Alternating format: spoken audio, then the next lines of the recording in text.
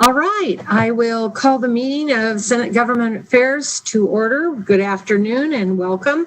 And thanks to everybody that's joining us online, and we appreciate your participation.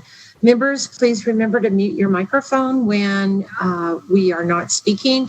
And will the secretary please call the roll? Vice Chair Orenshaw. Present. Senator Gokachia. Here. Senator Neal.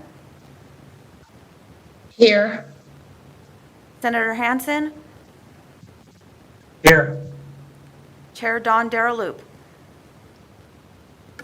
Here.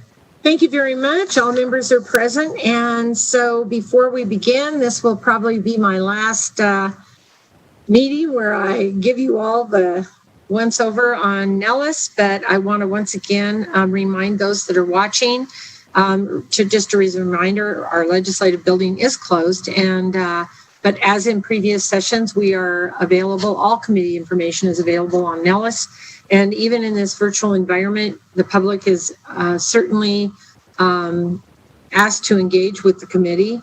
And you can do that by registering online through Nellis, and there's plenty of information about the committees and the bills there. You can submit written testimony. You can share your opinion via online, and you can also view the committee meetings either through Nellis or on your legislature's YouTube channel. Committee meetings are listed in several places on Nellis, and you just click the participate button, and then you fill out the required information. Once your information and registration is complete, you will be see a confirmation screen, and you'll receive an email with a phone number and a meeting ID to call in at the time of the meeting. Just a note, while meeting registration is required to participate, it does not guarantee you will be able to speak. Similar to previous sessions, testimony and public comment may be limited due to time constraints. When you're on the phone line, please pay attention when the bill is being considered and follow the verbal prompts provided by our publication staff so that you know the keys to press to unmute yourself, and staff will call on you by speaking the last three numbers of your phone number. If you need assistance with any of this, please contact our committee manager at the email listed. And we have asked everybody who is submitting exhibits to do that in electronic format, and those also are available online. We will have a period of public comment at the end of the meeting. Public comment and bill testimony comment will be limited to 2 minutes per speaker. Today, the committee will receive 2 presentations to begin with, and we will have one from the Nevada League of Cities and Municipalities, and we will hear from our very own Carson City. So, and then when we're done with those, we'll hear Senate Bill 87. So it is my understanding, Wesley Harper, the Executive Director of the Nevada League of Cities and Municipalities, will be providing our first presentation. And Mr. Harper, welcome, and please begin when you are ready. Thank you, Madam Chair, Vice Chair. For the record, my name is Wesley Harper. I am the Executive Director of the Nevada League of Cities. Thank you for giving us an opportunity to present some information about our association here today. With that, with your permission, I'd like to share screen.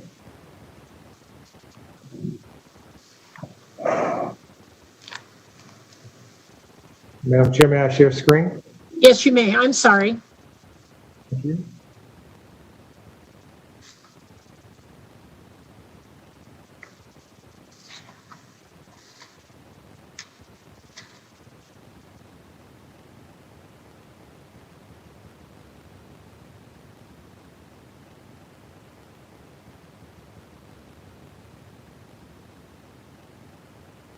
Are you seeing my slides okay, Madam Chair?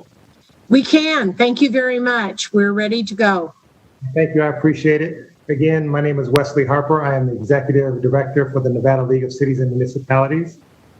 We are pleased to be able to present information about our association to the Senate Committee on Government Affairs. The Nevada League of Cities and Municipalities was incorporated in 1959 as the Nevada Municipal Association.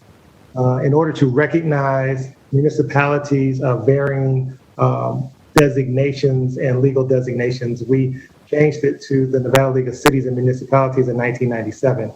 So currently, membership is open to all incorporated cities, unincorporated towns, general and special improvement districts, and other municipalities. We currently have 24 members, so that's every city, town, and general improvement district in Nevada except for North Las Vegas. We're governed by a board of directors. An elected official from each of these member municipalities sits on the board. Here's the list of our members, the cities, towns, and general improvement districts of Nevada. Our executive officers, so we have an executive board made up of 7 members. These 4 members serve as the officers. Our current president is Christopher Dare. He is also councilman of Ward 5 for the city of Sparks. Our vice president is Cedric Greer. He's also councilman for Ward 5 for the city of Las Vegas. Secretary Treasurer is John Sheridan, trustee for Gardnerville Rancho's General Improvement District. Our immediate past president is Daniel Corona, mayor of the city of West Wendover. How our executive offices work is the secretary treasurer is elected by the board of directors, and then each year the secretary treasurer the next year becomes vice president. The vice president then becomes the president, and then the president becomes the immediate past president. We have 3 at-large positions representing 3 essentially different size tiers of cities. Our at-large for larger cities is Michelle Romero, who's councilwoman for the city of Henderson. At-large for what I would say medium cities is Lori Bagwell, who's the mayor of Carson City. And at-large for our smaller cities is Kelly Frost. She's councilwoman for the city of Fallon. Our members provide a wide range of services to the residents of Nevada, including public safety, recreational programs, planning, zoning, and code enforcement, and urban development, cultural affairs, and other community services. Altogether, our members are the first line provider for government services for over 1.7 Nevadans. These are our shared constituents.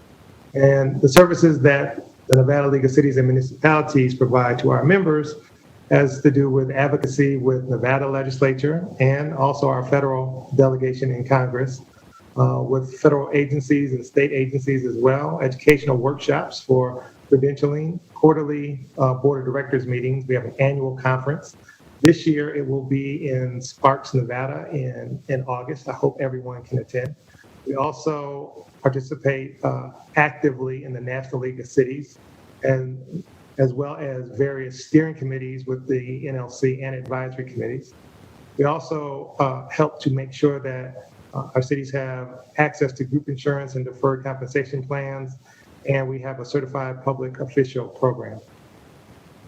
We also serve on various state boards and commissions, and we have appointments and membership on Committee for Local Government Finance, the Nevada Rural Housing Authority, the Nevada Commission on Nuclear Projects, the Advisory Council of Prosecuting Attorneys, NDOT Transportation Planning Advisory Committee, Nevada Executive Committee on Traffic Safety, Local Technical Assistance Program Board of Directors, and the Private Activity Bond Advisory Committee. So national boards and commissions that the league has membership on has to do with the National League of Cities Board of Directors. We are very active in the National League of Cities as it helps with benchmarking and best practices and sharing information from the best minds in municipal thinking from across the country. Also, this league participates actively in the State Municipal League Steering Committee. So each state, except for Hawaii, has a municipal league like the Nevada League of Cities. And there I am able to interact with other executive directors, again, for the same benefits of best practices and mutual aid. The National League of Cities committees, federal advocacy, community and economic development, public safety and crime prevention, transportation and infrastructure, as well as the Western Municipal Association, which is a subset of the National League of Cities, really dealing with the Western states. This legislative session, the league has put forth 3 bills for consideration. two in committee with the Assembly, one in committee with the Senate. AB 3 is a bill that looks to, it's a permissive bill that looks to allow the digital and electronic transmissions of maps for the real purpose of the ability to streamline the real estate development process. AB 63 is also with the Assembly Government Affairs Committee, and the intention there is to widen the definition of permissible access to rainy day funds from just natural resources to other emergencies. This is one of those lessons of the pandemic where if we intended or needed to access the rainy day fund, the language in NRS actually does not specifically allow us to do so. And then SB 64, which is going before the Revenue and Economic Development Committee of the Senate. This examines and makes suggestions for changes to real property tax. Our legislative priorities for 2021 are to support the effort to amend Nevada's property tax system, also to pay attention to state preemption of local authority, pay attention to unfunded mandates, and to ensure that there's an equity of authority between state and local government. Our federal priorities, in addition to receiving and looking for direct funding from the federal government in order to provide budget stabilization, is direct allocation for infrastructure projects. Also looking to maintain the tax exempt status for municipal bonds, workforce housing, access to the federal banking system for state legal marijuana businesses, which is an issue that I think all of us can appreciate. The 5G preemption, and also to maintain the CDBG funding formula for cities of less than 50,000 residents, as well as the formula for cities of greater than 50,000 residents. With that, Madam Chair, I'm open to and would welcome any questions from the committee. Thank you very much. And I will stop sharing at this point. Thank you very much. I appreciate that information. Committee members, any questions from any of you? Senator Neal? Thank you, Madam Chair. Mr. Harper, it's a simple question. What is 5G preemption? That's a good question. Thank you for the question, Senator Neal. Again, Wesley Harper for the record. So the federal government has made 5G rollout a priority as I'm trying to get this slide just right. Make 5G a priority for essentially public service. It is the next technology available for cellular communication. There's a difference in how the architecture and infrastructure for 5G is rolled out versus existing technology. And to put it simply, the cell towers required to give a clean 5G footprint have to be closer together than the cell towers for existing technology. And if you're interested in a deeper dive as to why, I'm happy to explain it. But bottom line is they have to be closer. Federal government gave the cellular carriers essentially the latitude to build out 5G as they see fit in an effort to efficiently roll out the technology throughout the country. Prior to this, when a company wanted to erect a cell phone tower, they needed local approval, just like anybody that wanted to build any infrastructure within a municipality or a county. What the FCC has done is given permission for the companies to have a preemptive right to build. So instead of them having to come to the city and get permission first, the presumption is if this is the best place for it to be, the city's got to prove that this location for a tower is a location that does not work for zoning, city planning, residential nuisance, etc. So it shifts the presumption. Before, it was a request that the cellular phone companies had to make in order to build the tower. Now it's presumed to be permissible unless the city can show that it is somehow in violation of public welfare or zoning practices. And so what we're looking to do is to have more of a say in where those towers are built. Hope that was a good answer, ma'am. Yeah, thanks. I didn't know what it was. Thank you, Madam Chair. Thank you, Madam Chair. Any questions from other members of our committee? Senator Vice Chair Orenshaw, please. Thank you, Chair Don Loop, and thank you, Mr. Harper, for the presentation. And I appreciate all the tremendous work the cities have been doing during the pandemic, trying to do more with less and try to serve, your constituents and try to keep them safe during the pandemic. And in that vein, and with your service on the National Association of Cities, I just wonder, do you feel like there will be some assistance to the cities coming from Washington? Or is that the expectation or the hope that hopefully there will be some help coming, this year? Or is it, just wondered if you had any comment about that? Thank you, Mr. Vice Chair, for the question. Again, Wesley Harper, for the record, Nevada League of Cities. The short answer is yes. We are expecting that the American Rescue Plan will provide direct funding to cities. And we have been essentially, as much as you can be told and assured that this is the intention of Congress and the president, we have been told that. So we are very much looking forward to a direct distribution and allocations of funds.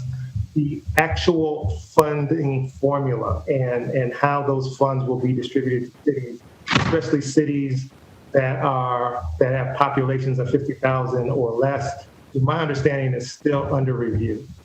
We certainly have opinions about that. Our hope is that essentially the cities efficiently receive any direct federal funds. Well, thank you, Mr. Harper. Thank you, Chair Don Loop, and I hope it comes soon. Thank you, Mr. Vice Chair.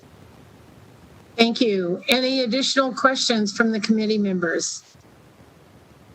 So I have one, Mr. Harper, can you explain why the city of North Las Vegas, just for people listening, why the city of North Las Vegas is not included within your group? Yes. Thank you, Madam Chair. Wesley Harper again for the record, Nevada League of Cities. North Las Vegas was a member of the Nevada League of Cities up until, I want to say, about 2 years ago. They left the association prior to my joining as executive director. I've had conversations with North Las Vegas around this topic, and a short answer to the question, because things like this usually have multiple reasons, but for them, when they looked at the value of being part of the association was versus the cost, whether or not they were being represented to the level of their expectations, they didn't think that was the case. So part of my job is to show them that being part of the Nevada League of Cities is a valuable membership for them to join, and that the services and advocacy that we provide would be a benefit to North Las Vegas to the extent that it is worth the cost. Thank you very much. Thank you very much. All right. Well, seeing no more questions from our committee, I thank you so much for taking your time today and giving us that presentation. You are welcome to stay for the duration of the meeting if your time permits. But other than that, I'm sure that we'll see you at some point. And thank you very much again. Thank you, Madam Chair. I really appreciate the time that you provided us to share a little bit about our association. Thank you very much. So now, hearing no more questions, we'll move on to our next presentation and our very own capital, Carson City. And we're going to hear this presentation. And when I believe we have Ms. Paulson, the city manager, is going to be presenting. And if that is correct, when you're ready, please go ahead. Carson City is our only consolidated municipality.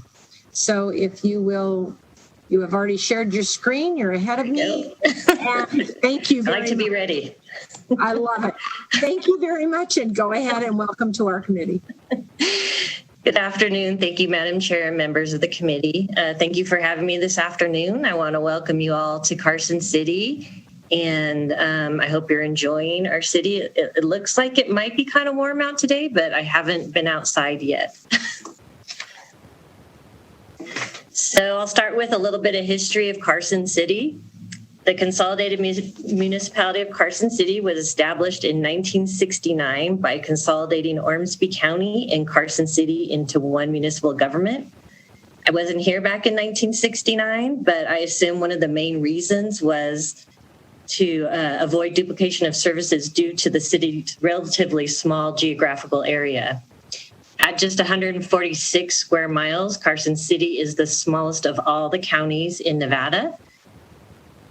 We actually had to put a little star on the map so that you could see where we were at. And our population is a little more than 56,000. The city's powers are contained in the Carson City Charter, and in addition to any of the powers that are granted to both a city and a county pursuant to NRS. So we are actually members of Nevada League of Cities and also NACO, because we're both the city and a county. The city is governed by the 5-member Board of Supervisors made up of the mayor and 4 supervisors that, while they're elected at large, they must reside within the ward that they represent. As the Madam Chair said earlier, we're the only consolidated municipality in Nevada, and in fact, there aren't many across the United States. It gets us out of a lot of the tug of war that can happen between cities and counties, but it also means we have to do all the functions of both a city and a county. The Carson City is a council manager form of government where the board is the policy making arm and the city manager is the administrative and operational arm. The city manager is one of 4 positions that are appointed by the board, and then I'm responsible for appointing the deputy city manager and 8 department directors, such as the fire chief, public works, health, parks and recreation directors, and also community development and the finance department.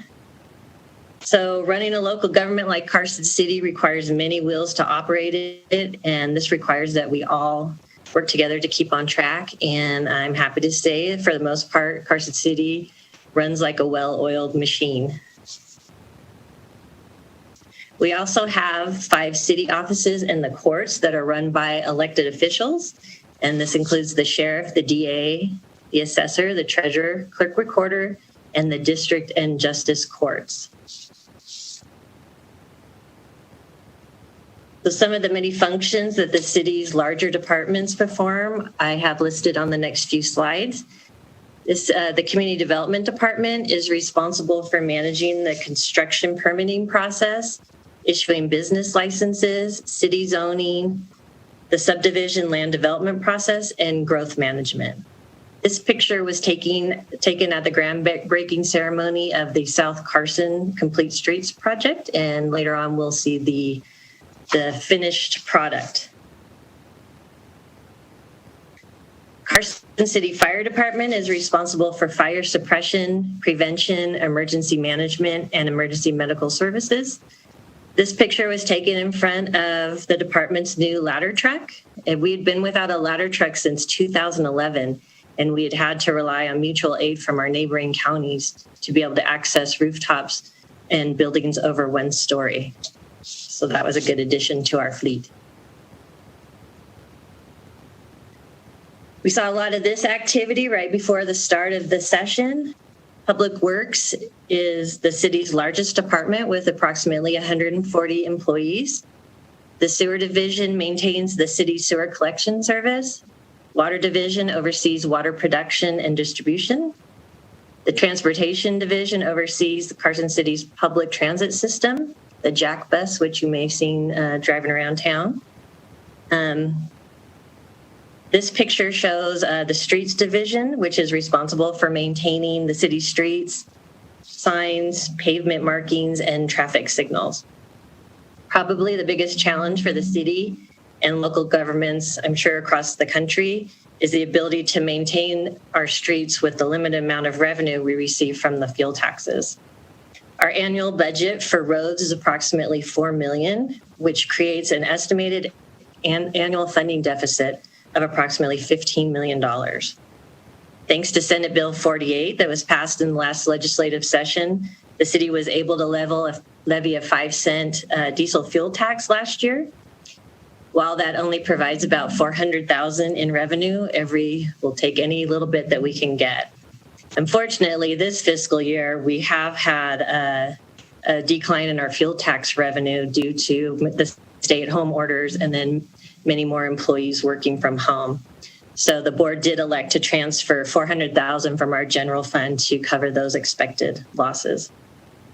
Lastly, the Public Works Department manages the landfill, which is a great asset for the city. It contributes almost $2 million annually to the general fund.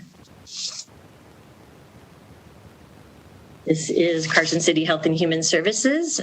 Believe it or not, the health department provides other services to the public in addition to leading the COVID response.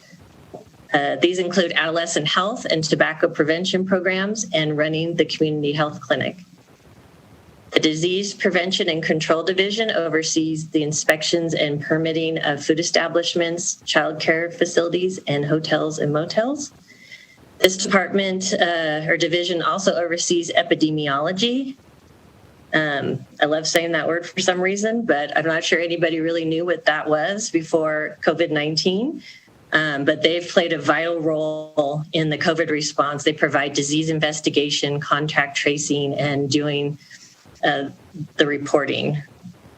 So lastly, Human Services Division provides health, welfare, and community assistance as required by NRS. Carson City Parks, Recreation, and Open Space Department.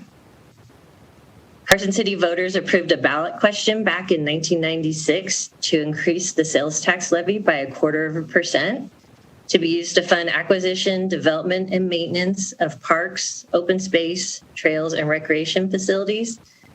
This sales tax raises approximately $2 million annually and has allowed the city to fund projects like the aquatic facility, the multipurpose athletic center, and the acquisition of open space land that will help preserve our beautiful mountains, conserve wildlife habitat, protect our drinking water, and allow outdoor enjoyment of the natural areas. So far, we've acquired 21 properties or almost 7,000 acres. So if we didn't realize the impact this initiative has made on improving our quality of life in Carson City, it was made abundantly clear with the outbreak of COVID-19 when we saw unprecedented usage of our parks and open space. We actually had to start policing. There were so many people up on the trails, we had to actually start policing the trails, which we never thought we really would have to do. So this is a picture of the Carson River Trail that was completed in October 2020. And this is part of a network of trails that connects residents to almost 5,000 acres of open space within the Carson River Prison Hill area. So now a little bit about the money, Carson City's budget. This shows the components of general fund revenues for fiscal year 21. The two largest revenue sources in the general fund are property tax at 37.8% or $31 million, and property taxes at 32.8% or $27 million, and consolidated taxes or C-tax how we usually call it, at 37.8% or $31 million. Total budgeted revenue for fiscal 21 was approximately $82 million in the general fund. And C-tax and the property tax, as you can see, make up 70% of the city's general fund revenues. The next one down, charges for services, is 17%, and that includes our landfill revenue, health inspection fees, clerk recorder fees, and our recreation program fees. So none of us could have imagined how the world would change beginning with the unprecedented closure of non-essential businesses, the casinos, and schools in the middle of March last year. This hit right while we were trying to finalize our 2021 budget. We anticipated, like I think Betty did, that our sales tax revenue would drop significantly. So for the last 4 months of fiscal 20, we dropped our revenue projections for sales tax by $3 million. And then we cut another almost $4 million for this fiscal year that we're in now. So these budget cuts essentially wiped out our planned capital budget for 21.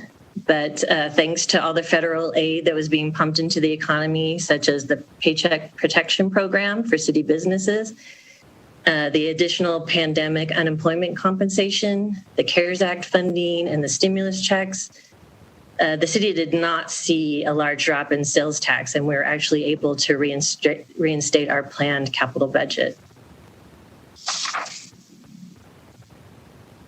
This is the city's fiscal year 21 general fund budgeted expenditures, the total of $74.6 million. By far, the largest portion of expenditures is for public safety at 47.4% or $35 million. This includes the fire department, sheriff, juvenile detention and probation, and our alternative sentencing departments. The next one down is general government at almost 25%, and that includes all the departments at City Hall, finance, IT, HR, city manager, assessor, treasurer, the DA, community development, and facilities. So although the pandemic forced us to change the way we provided services to the public, the city has remained fully functioning throughout the entire pandemic, and we were just closed for 2 months to the public, I think between March and May. So as with many governmental entities, salaries and benefits account for 75% of the city's general fund expenditures.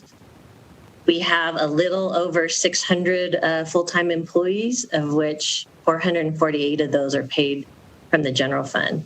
And the city is also bound by 10 separate employee agreements.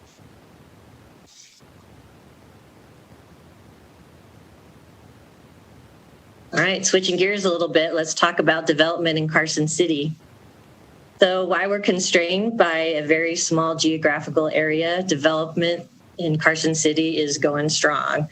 With construction deemed an essential business, COVID really had little effect on the many projects that were going around Carson City. These next few slides are just some of the many projects that are in progress. This one is the Blackstone Ranch Phase 1, and this is south of Carson High School with 75 single-family lots planned. And just south of that is Lampa Ranch, and this is a 372-unit residential apartment complex. We have Anderson Ranch on the west side of Carson City, and this will create 203 single-family lots. As you can see, we have lots of places for you guys to stay. And for commercial, we have another Dutch Brothers going in by the Chick-fil-A that's very popular now in South Carson. And then in that same location, Panera Bread is scheduled to go in there.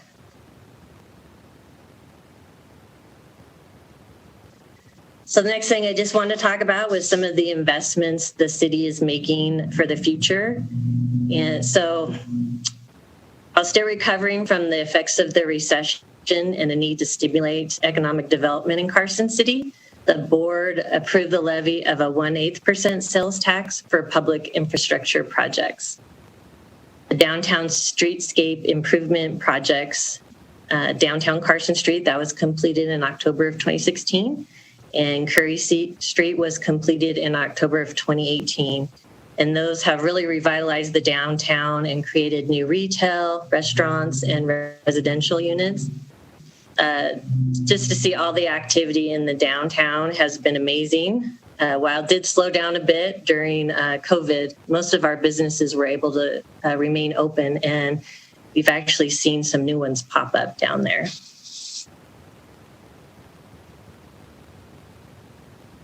So this is the completed South Carson Complete Streets project. So with the completion of the downtown, the focus of these infrastructure projects was switched to the various city corridors. Among the many benefits, such as the stimulation of economic activity, providing safe travel for pedestrians and cyclists, and the replacement of aging, sometimes crumbling infrastructure, these projects will also beautify the southern, eastern, and northern corridors into Nevada's state capital. This project was completed at the end of 2020. The city was able to leverage our infrastructure sales tax revenue to secure both state and federal funding that financed approximately 75% of this over $20 million project. So as many of you may know, the state owns a prime piece of real estate along this corridor. It's the site of the old National Guard Armory. It's pretty much at the end where the street starts to turn there. And we look forward to seeing that property develop to continue improving this very important and vibrant corridor in Carson City. So we couldn't get by without talking about COVID. So this is Carson City Health and Human Services and the city's COVID-19 response. So Carson City Health and Human Services is a local health authority. We're not a district like Washoe County in Southern Nevada. According to NRS, in order to be a district, 2 or more counties or cities would need to join together to form the health district. Our health department is Health and Human Services is a department of the city under the direction of the health director. NRS requires each county to establish a county board of health that's made up of the board of county commissioners, which is the board of supervisors in our case, the sheriff, and the county health officer. The county health officer is appointed by the board of supervisors. We just appointed a new one, and acts as the chair of the board of health. The Carson City Municipal Code requires a health officer to be licensed to practice medicine in the state of Nevada, and they can also be a Carson City physician. A little bit about the health department's budget. The budget is approximately $9.4 million, and this is an increase of over $3 million due to the influx of the grants that we received to fight the COVID-19 pandemic.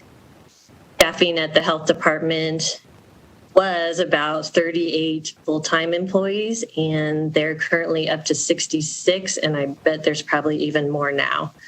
And this doesn't even include the many National Guard and the FEMA employees that we are so thankful to have helping us with the testing and vaccines. This chart shows the breakdown of how the department is funded.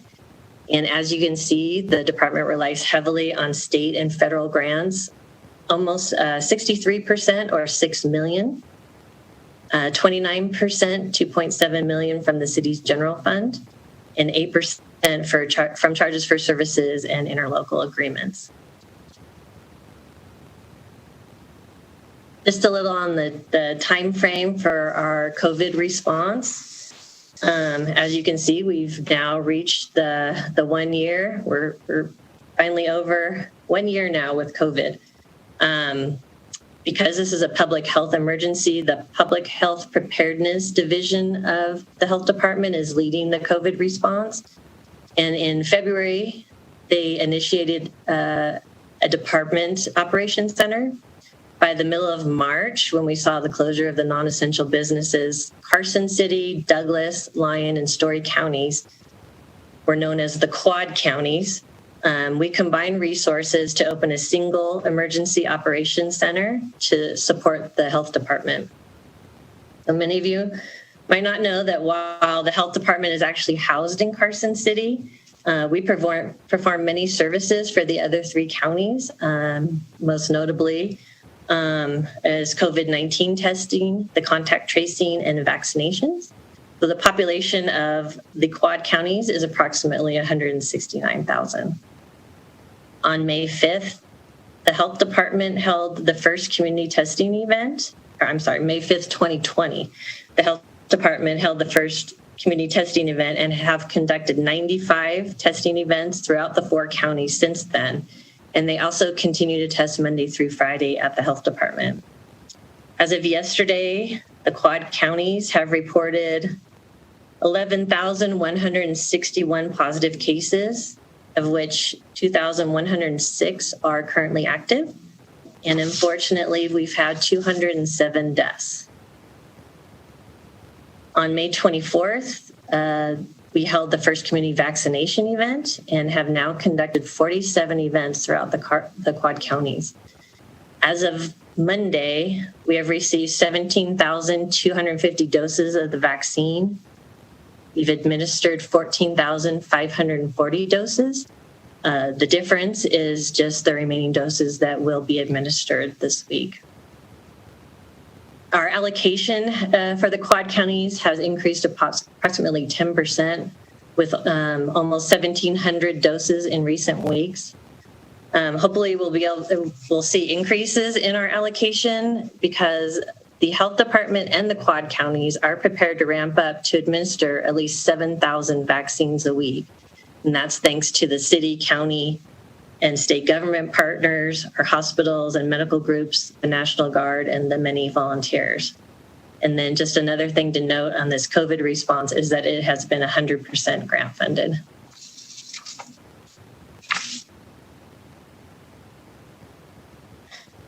The city received a total of $10.2 million in CARES Act funding that was passed through from the state. We were able to use every last dollar of that to offset city COVID costs of about $4.8 million. We supported our local businesses with PPE and sanitation supplies, $500,000. We provided funding to the school district, a little over $1.5 million. Carson City nonprofits, $1 million, and the Carson Tahoe Regional Medical Center received $2.35 million.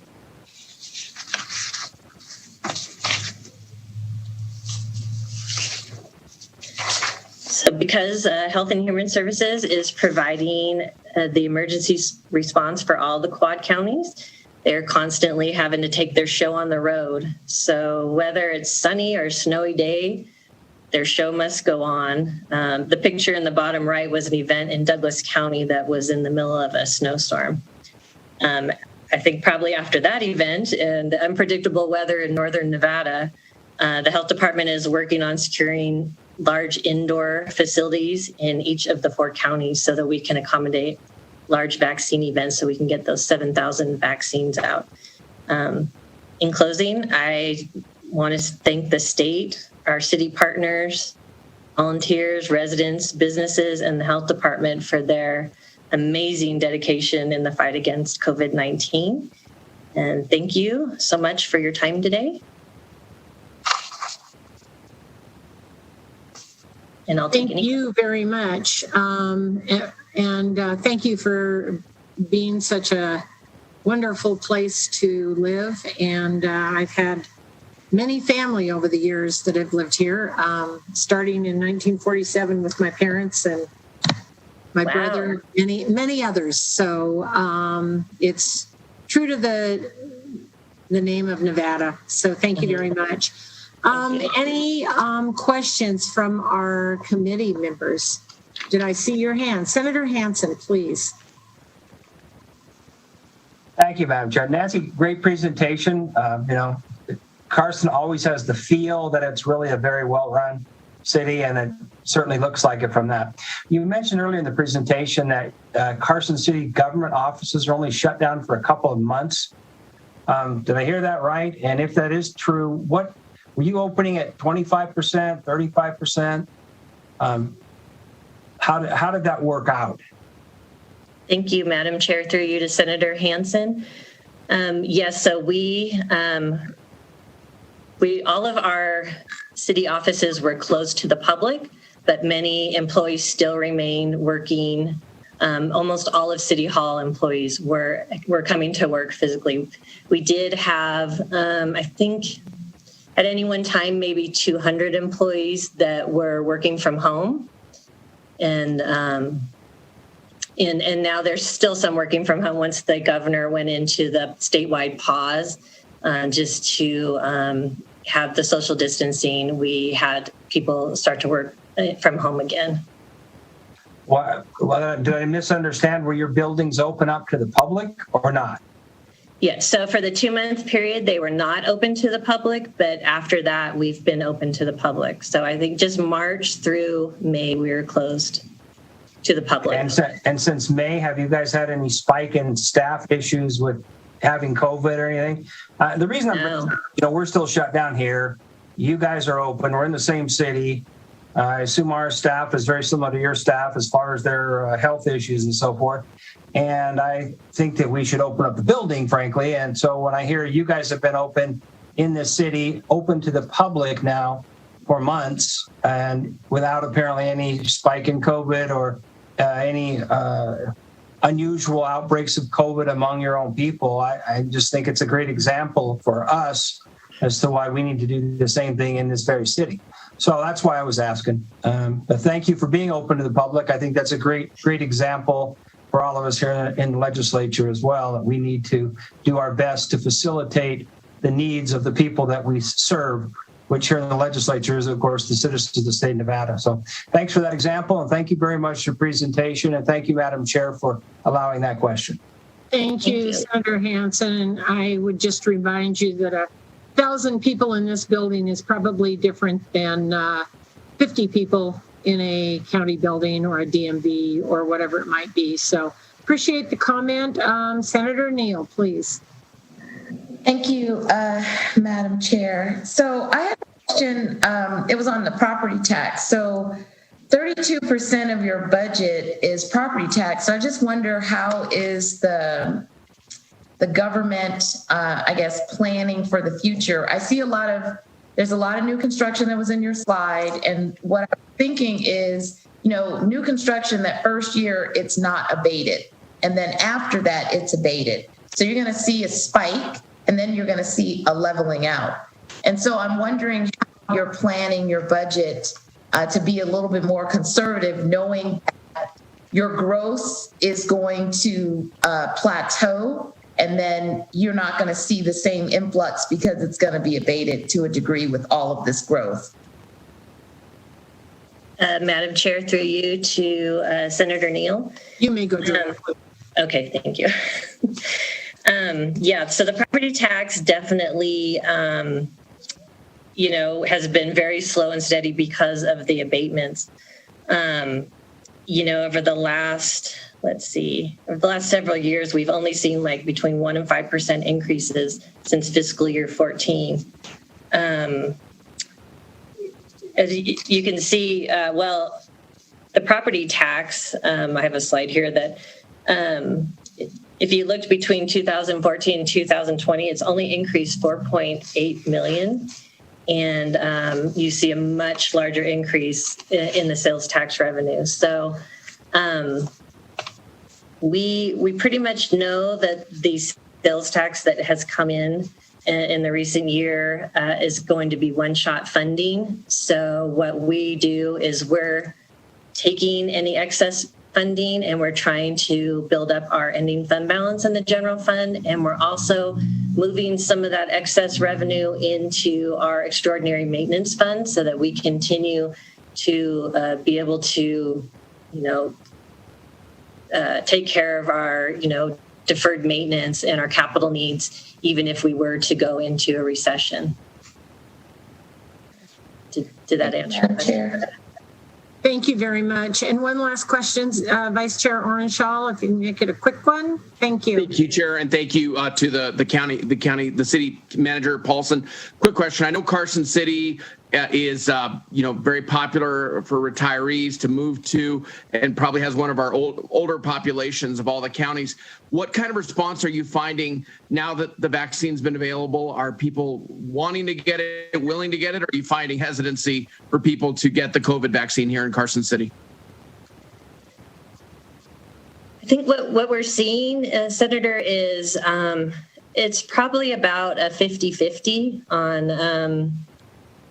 I probably need to talk to the health department to get a better stat than that, but I know definitely a lot of when we're at the 70 plus population is very thankful to us to be able to get that vaccine.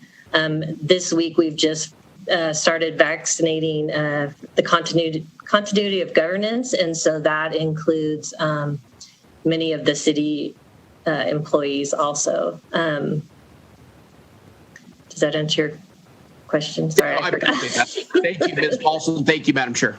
Mm-hmm. Thank you very much. And thanks, Ms. Paulson, for being here and giving us an overview of Carson City and an update on what's going on. And we wish you well. We look forward to having you back to the committee maybe at some point. So thank you very much. Yes, thank you. Have a good afternoon. So, with that, I'll move on to Senate Bill 87. This measure revises provisions relating to certain state properties. And if Senator Gokachia, Senator Dennis, Chase Whittemore, and Mark Bassett would get yourselves in line to present the bill, please go ahead when you're ready. Thank you, Madam Chair. This is Senator Dennis. For the record, Senator Mo Dennis, representing Senate District 2. I'm here to present Senate Bill 87, which would transfer certain real property in the city of Ely and Nevada Northern Railroad Foundation. Originally, the East Ely Depot and the freight barn were transferred to the city of Ely from Kennecott, now known as Rio Tinto Mines, in August of 1985. Specific guidelines for the transfer required the buildings to be used only for the White Pine Historical Railroad program. In 1990, the city of Ely and the White Pine Historical Railroad program transferred the buildings to the state because neither had substantial funding, and the state agreed to facilitate the creation of a major museum at the site of the building. Currently, the state operates a small museum on the second floor of the East Ely Depot. However, visitation over the last 30 years has not generated sufficient funds for the state to establish a larger museum at the site.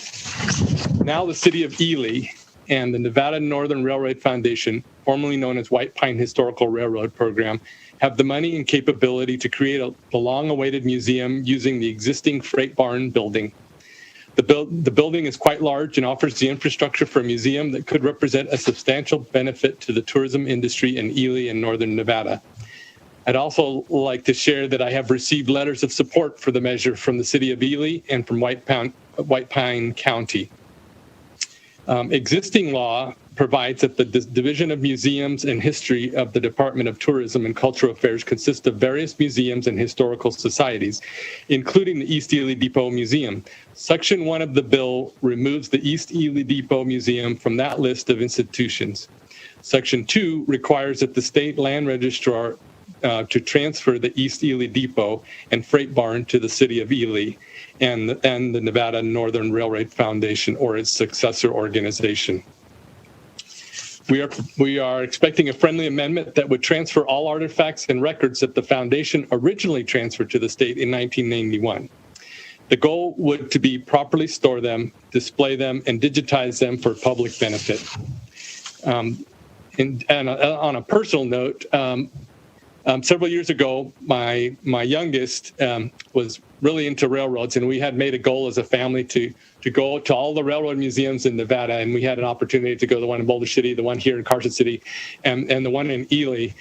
So when the opportunity to work on a bill with that museum came up, I was intrigued and wanted to know what they were trying to do, and so I am grateful for the opportunity to do something that I think will help make this museum, I think, what was originally intended way back when they tried to do this, and as they haven't been able to fund everything the way we would love to do that. And this is an opportunity to do something for the museum and for the city of Ely that I think will bring tourism, and it will help preserve the railroad and make it all a seamless.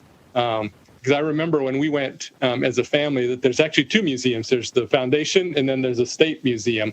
And this would combine those and make it a more seamless visit when you go to the museum, which I think would it's a little confusing when you go now because of the two, but this would make it all one seamless experience as you go out there. So with that, in conclusion, Madam Chair, thank you for the opportunity to present SB 87. At this point, I'd like to turn over some time to my colleague, Senator Pete Gokachia, who represents State Senate District 19, and Chase Whittemore for more information about the bill and to address any questions related to the technical aspects of the measure. Thank you.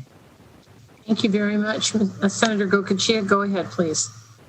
Madam Chair, members of the committee, here to talk to you a little bit on SB 87.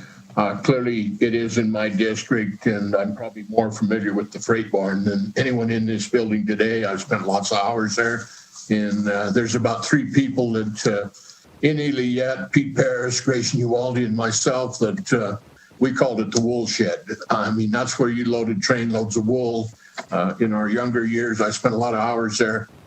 Pushing the little railroad cars, those hand trucks with 350-pound bags of wool on them, out to the rail, out to the box cars, and stacked them 3 high in there. Pete Paris and I were having that conversation today. So again, when we talk the freight shed, in my mind, it is the wool shed. Clearly, spent a lot of good times there, and a lot of hard work went into it. From my perspective, and this has been ongoing, the debate between the Rail Foundation and the museum, again, transferred in 85 to the city, and the Rail Foundation in 1990 went to the state.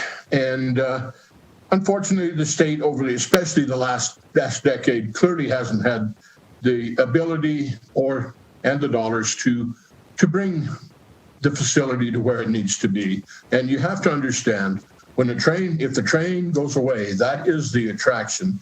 The museum in the second floor of that depot building is not really going to draw. I think last year, our visitor numbers there to the actual museum were someplace just north of 5,000. That clearly is not going to fund it. It's not going to get us there. And I might be even off. That might have been 1990 numbers. I doubt if they were that high last year. So at this point, when Senator Dennis reached out to me and with his thoughts on bringing the bill, I actually went out and circulated through the community. I know most of the foundation members. And clearly, I think at this point, the community and myself as well believe, especially with the settlement with SNS and the fact that both the foundation and the city will have some funds to put into it, it's time to change the course. And I think the community clearly will be better served. The freight barn is, as it goes by today, clearly has the ability. There are some events held there, wedding receptions and like that, but it's on a very limited basis. I know the community wants to see that open, functioning.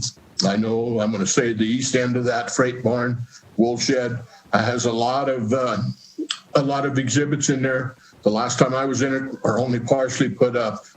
It needs to be completed. It needs to be open to the public. Clearly, the Rail Foundation is the crown jewel, but we need to show those things, those assets and those artifacts that are in the building off to the people of Nevada and all of the West and the nation. I am glad to hear of the amendment. I was afraid that would be a little bit of a sticking point. Clearly, the Nevada museums have brought articles into that truly weren't transferred in the first place. And I understand there could be some restrictions there if they were gifted to the state of Nevada and how they could be returned to another foundation. So I think with that amendment, I think it really cleans the bill up. And I have to say, and I'll probably get beat up and I'll wait for the raft of emails, but at this point in my mind, I do believe the community and the facility will be better served under the Rail Foundation. Thank you, and I'll stand for any questions. Thank you very much, Senator Gokachia. Is there anyone else that is going to present or walk us through the bill? Madam Chair, this is Chase Whittemore. I was going to present as well. Please go ahead. Thank you so much, and good afternoon, committee members and Madam Chair. I'm going to share my screen. I have a short 2-minute video to kick things off.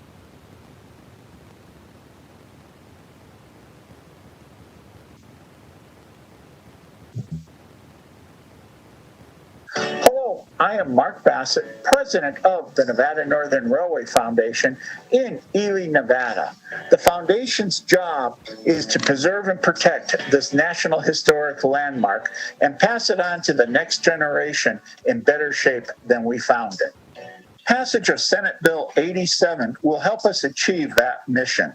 It will unify the buildings, the artifacts, the staff, and volunteers at the Nevada Northern Railway National Historic Landmark, allowing it to reach its full potential. It will also have the added benefit of saving the state of Nevada millions of dollars in deferred maintenance and future operating costs. These savings can be reinvested elsewhere in the state museum system. The state of Nevada only has rights in 2 buildings out of the 60 buildings and structures that make up the complex. They are the East Ely Depot and the Freight Depot. These buildings were given to the state over 30 years ago by the city of Ely and the foundation for the state to develop a major museum here. That never happened. The city of Ely and the foundation co-owns the rest of the complex.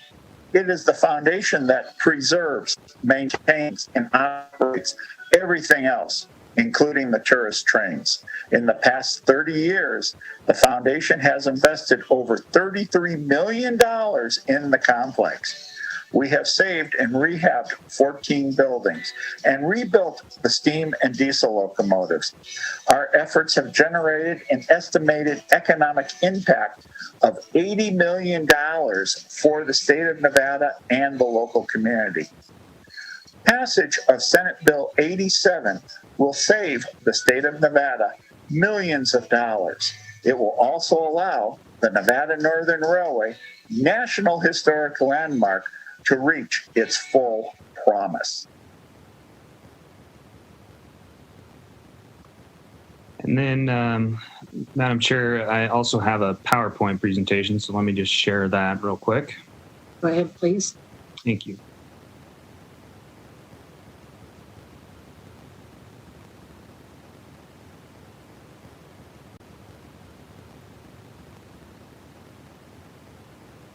So Senate Bill 87, and as you heard in the video, Kennecott donated the entire railroad to the city of Ely and White Pine Historical Railroad Foundation over 30 years ago. The foundation at the time was just an infant and was not unsure it could operate the entire complex. So it gave 2 of the buildings, the East Ely Depot and the Freight Barn, to the state. And it actually was the intent to give all of the complex to the state. But in 1993, the state said, hold on, we're experiencing financial difficulties, so we can't take everything, but we'll receive just those first 2 buildings. And of course, the original intent was to build a major museum, and in 30 years, that has never happened. So what has the state done with the assets? The state operates half of the second floor of the East Ely Depot building, and the foundation operates the ground floor. So the foundation and the state operate out of the same building. And the Freight Depot, this is the important part, it sits idle almost 330 days a year, or probably more, and is only used for special events. And the state's East Ely Railroad Depot Museum consists of approximately 7 offices, furniture, artifacts that the city of Ely and the foundation gave to the state 30 years ago.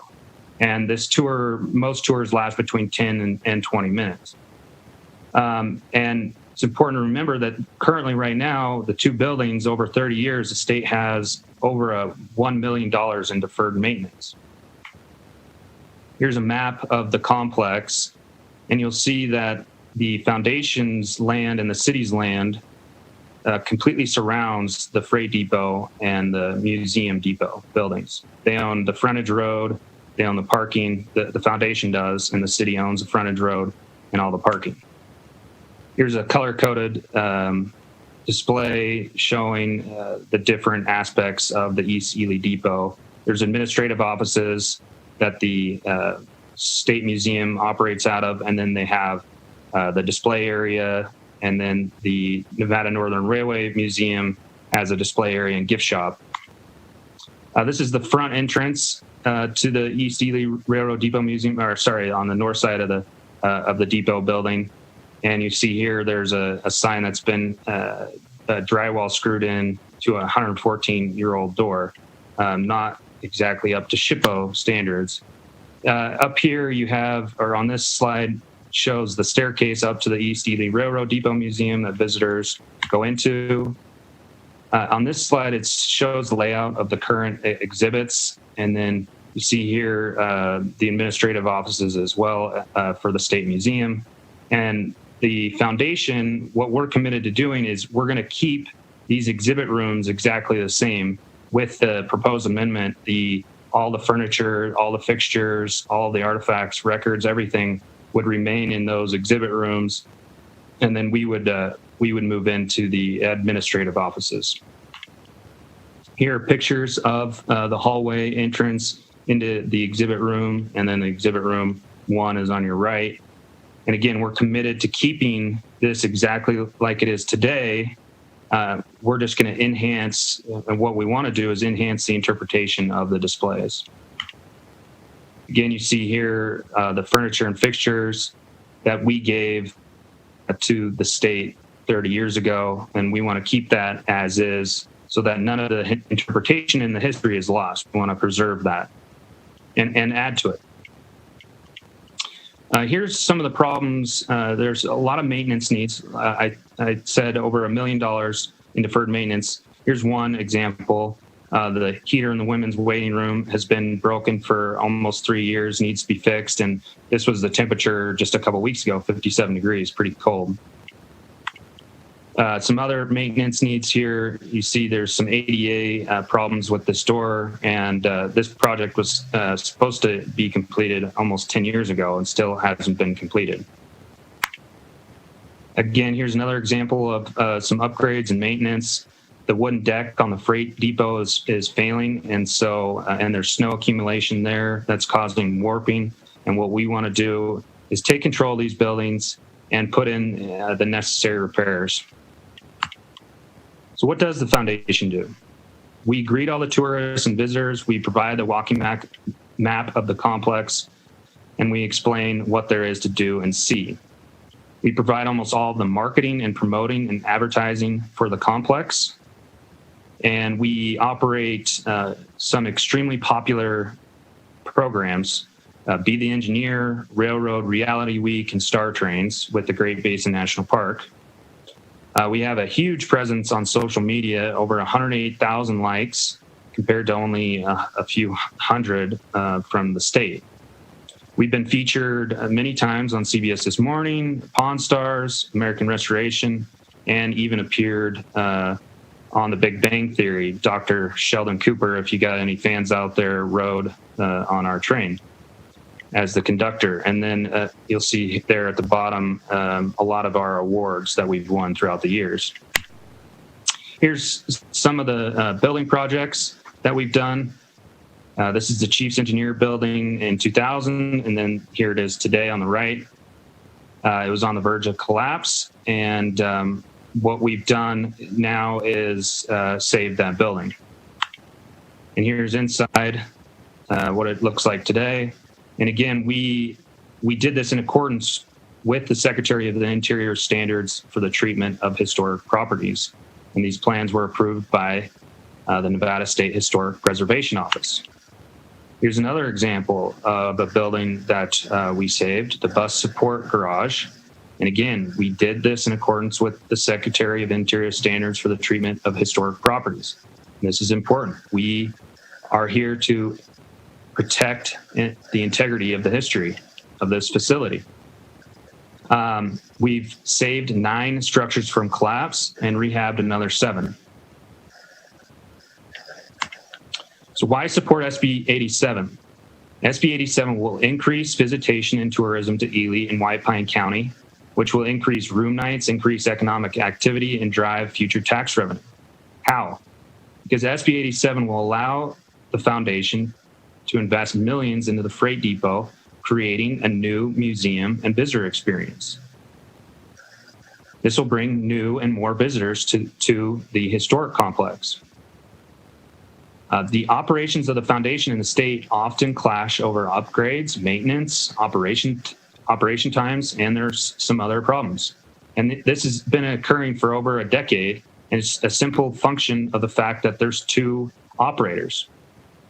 So this legislation would provide for a singular operator to provide maximum visitor experience. And so what does this mean? Currently, the state and the foundation keep different hours. SB 87 would increase the hours of operation for the EDC, the Railroad Depot Museum, because we have the staff and the resources to do so. We will keep it open longer to the public.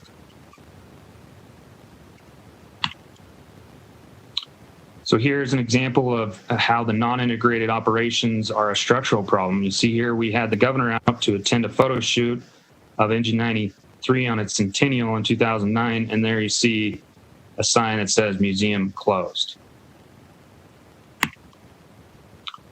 Is there precedence for something for SB 87? Yes. Senate Bill 121 in 2013 transferred the Belmont Courthouse from state ownership back to Nye County. And notably, state lands did not place a fiscal note on that transfer. Here they have. As the Friends of the Belmont Courthouse told us, the most important stakeholders are those closest to the project. So can the state sell these buildings? Short answer is no. Why? Because the original deed from Kennecott states that the buildings were donated for the express, sole, and only purpose of use by the White Pine Historical Railroad Foundation in connection with and pursuant to the development of a historic railroad museum.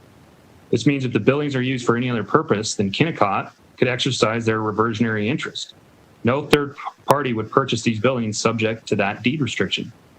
Then, on top of that, the deeds transferring title from City of Ely and White Pine Historical Railroad Foundation, which is now the Nevada Northern Railway Foundation, to the state was deed restricted as well. The restriction put in place an unlimited right to perpetually use the buildings for any business or activities of the Nevada Northern Railway Foundation. Again, so these deed restrictions mean that for all practical purposes, no third party would ever or could ever purchase these buildings. Additionally, without the foundation, these buildings have no parking, no ingress and egress. Such no title company would ever ensure a transfer. Yet State Lands has placed a fiscal note on SB 87, improperly stating that the state could sell these buildings for approximately $1.3 million. This is simply not true. So inside look at the closed freight depot today. These display cases were brought from Carson City over 20 years ago, and they sit empty. And even though the foundation does not operate the freight depot, we receive the negative comments and feedback on our social media. And we've also received complaints that different people are charged different rates for holding special events inside the freight depot. So here's a look at the new museum inside the freight depot when we open it up to visitors on a permanent basis. We're committed to putting in the necessary fire suppression system, and we would raise $2 million in 24 months to install HVAC and make other necessary repairs and upgrades to open it full time. And as you heard from Senator Goycochea, we're very financially stable and can make this happen. So does the foundation have the capacity, the funding, and the experience needed to protect the historical integrity? Yes. So what this bill would do, and our commitment to enhancing the interpretation of the current railroad depot museum, it would probably increase our operating expenses by about approximately $150,000 per year. And we can handle that. We have 3,500 dues paying members who contributed $1.2 million in 2020 alone. The train rides yield over $600,000 per year in revenue. And as you heard in the video, we've invested $33 million into the complex over 30 years compared to the state's $3 million. We have 20 employees and 125 volunteers. We have a curator of education, and an archivist.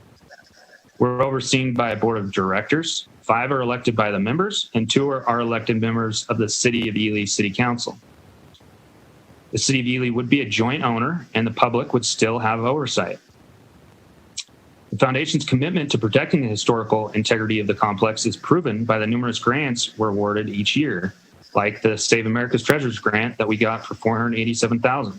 Again, we closely follow the Secretary of the Interior standards for rehabilitation. Here is our 2021 operating revenue. This is projected operating income, which does not include our grant income or expenses. See here that a little less than half comes from donations. About a third come from train operations.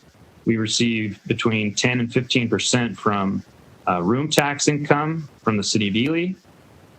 And then you'll see there some miscellaneous income as well. Here is our 2021 operating expenses. And of note, this includes SB 87, the additional costs SB 87 would create for us in terms of hiring 1, 2, maybe 3 of the current state employees, offering those employees employment, and it's increased in utility costs. And of note, the foundation is audited by an independent accounting firm annually, which is provided by the City of Ely. Very important. So do we have the experience and the expertise? Yes, we have a curator. She has 11 years of research experience. She's implemented the use of Past Perfect museum software. We have an archivist, according to the state's position description. He's got many years of experience at different museums and historic sites. And he's got experience with preservation of historic programs. We also have a curator of education who has a bachelor's in elementary education, and he is currently developing teaching with historic places in conjunction with the National Park Service. And this will help Nevada Northern Railway's visibility in Nevada and across the country. So what happens to the records and artifacts under SB 87? So the foundation is proposing a friendly amendment, and under the amendment, the foundation and the city would receive the records and artifacts that were given to the state by the city and the foundation over 30 years ago. And we're requesting these records back because in that agreement, the state was going to categorize, catalog, preserve, and display all of these records. And you'll see here 2 examples of how the records are currently being kept. Some of these boxes are failing, you'll see there on the left, and then some are stored in USPS mail tubes improperly. So again, what we would do is digitize the records and ensure they are made public for free viewing from anywhere in the world. Again, another example of highly historic dispatchers' records sitting covered in dust, unprotected. These records were given to the state 30 years ago, again, to categorize, catalog, preserve, and display. And this has not happened. Here's another example. You've got a gasoline can and gasoline-powered equipment in the East Ely Depot in the same room as undisplayed historic records and artifacts. What would the foundation do? Well, we'll take very good care of the records. We have an archivist on staff. We write and receive grants.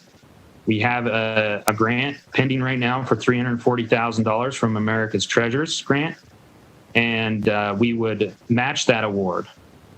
And so we would invest over $700,000 in the records management to preserve and protect them. And the State Division of Museums and History could have applied for such a grant, but did not. Here's an example of the wonderful work we've done. The Foundation's online archive was invited by Luna Imaging to become part of the Commons.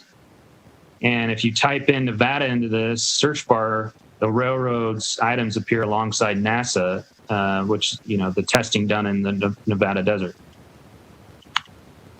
So why does the State Museum oppose this legislation? Well, it's the old camel's nose under the tent theory that somehow this sets a dangerous precedent.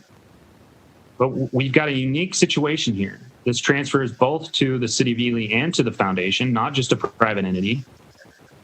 And second, the foundation and the city of Ely were the original owners that granted these buildings and these records and these artifacts to the state for free over 30 years ago. And the state's operations could not exist but for the fact that it is completely surrounded by the foundation's property and operations, and no other museum is subject to anything similar.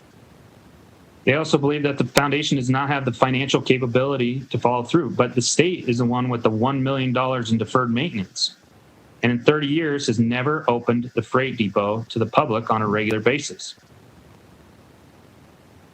The foundation has strong financials and has the capability to raise the funds to restore the freight depot. And the state is telling the public that the history would be lost. That is simply not true. The foundation's mission is to protect the historical integrity and would operate the buildings and care for the records and artifacts at a higher level of service and protection. We have an excellent track record. We're highly and heavily regulated by the NTSB, Nevada NDOT, PUCN, SHPO, and many others. We have overwhelming local support, unanimous support from the City of Ely and the White Pine County Commission. We have unanimous support from the top civic and business organizations, the White Pine County Board of Tourism and Recreation, the White Pine Main Street Association, and the White Pine Chamber of Commerce.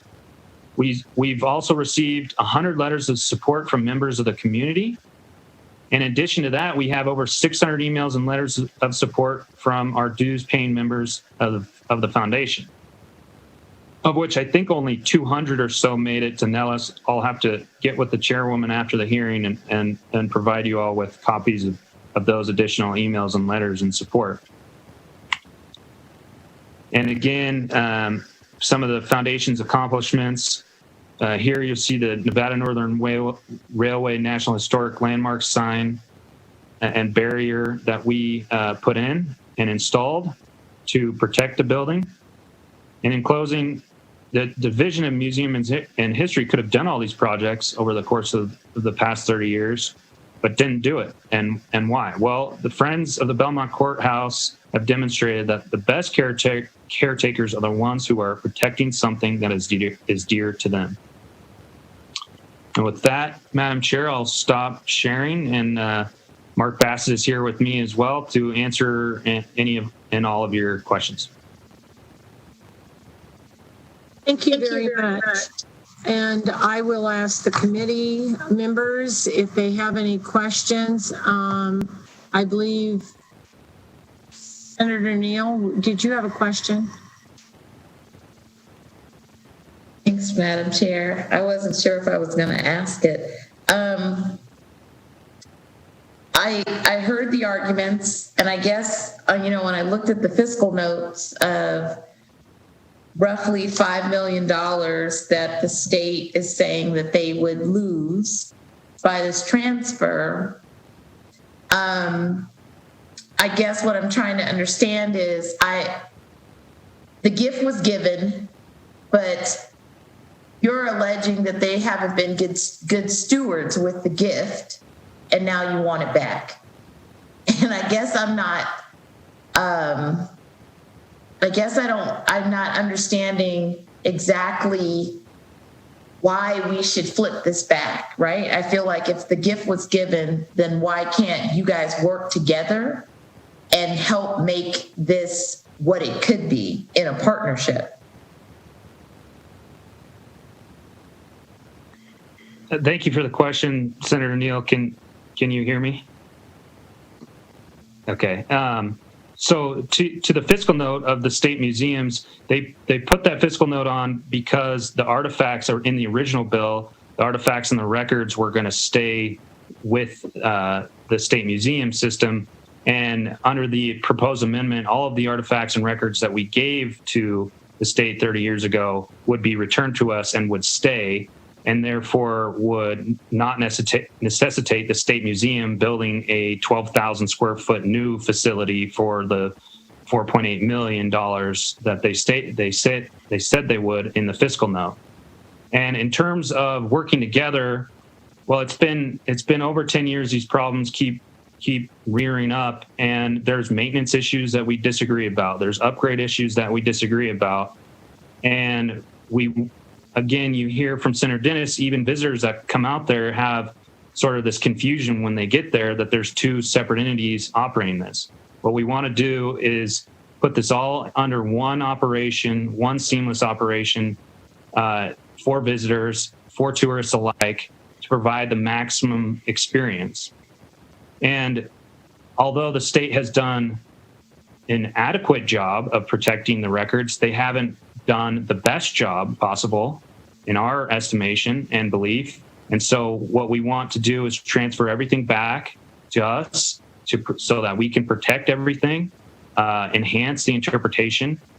And the visitors that come out there to the State Museum shouldn't see a difference in operations. It should be seamless. What they get there today and go up to the second floor, they will see tomorrow under SB 87. What we are proposing in this in the proposed event is to take back the records, to digitize all of them, and to display them for the public, which the state hasn't done in 30 years. We have the money, we have the experience, and we have the expertise to do that. Thanks, Madam Chair.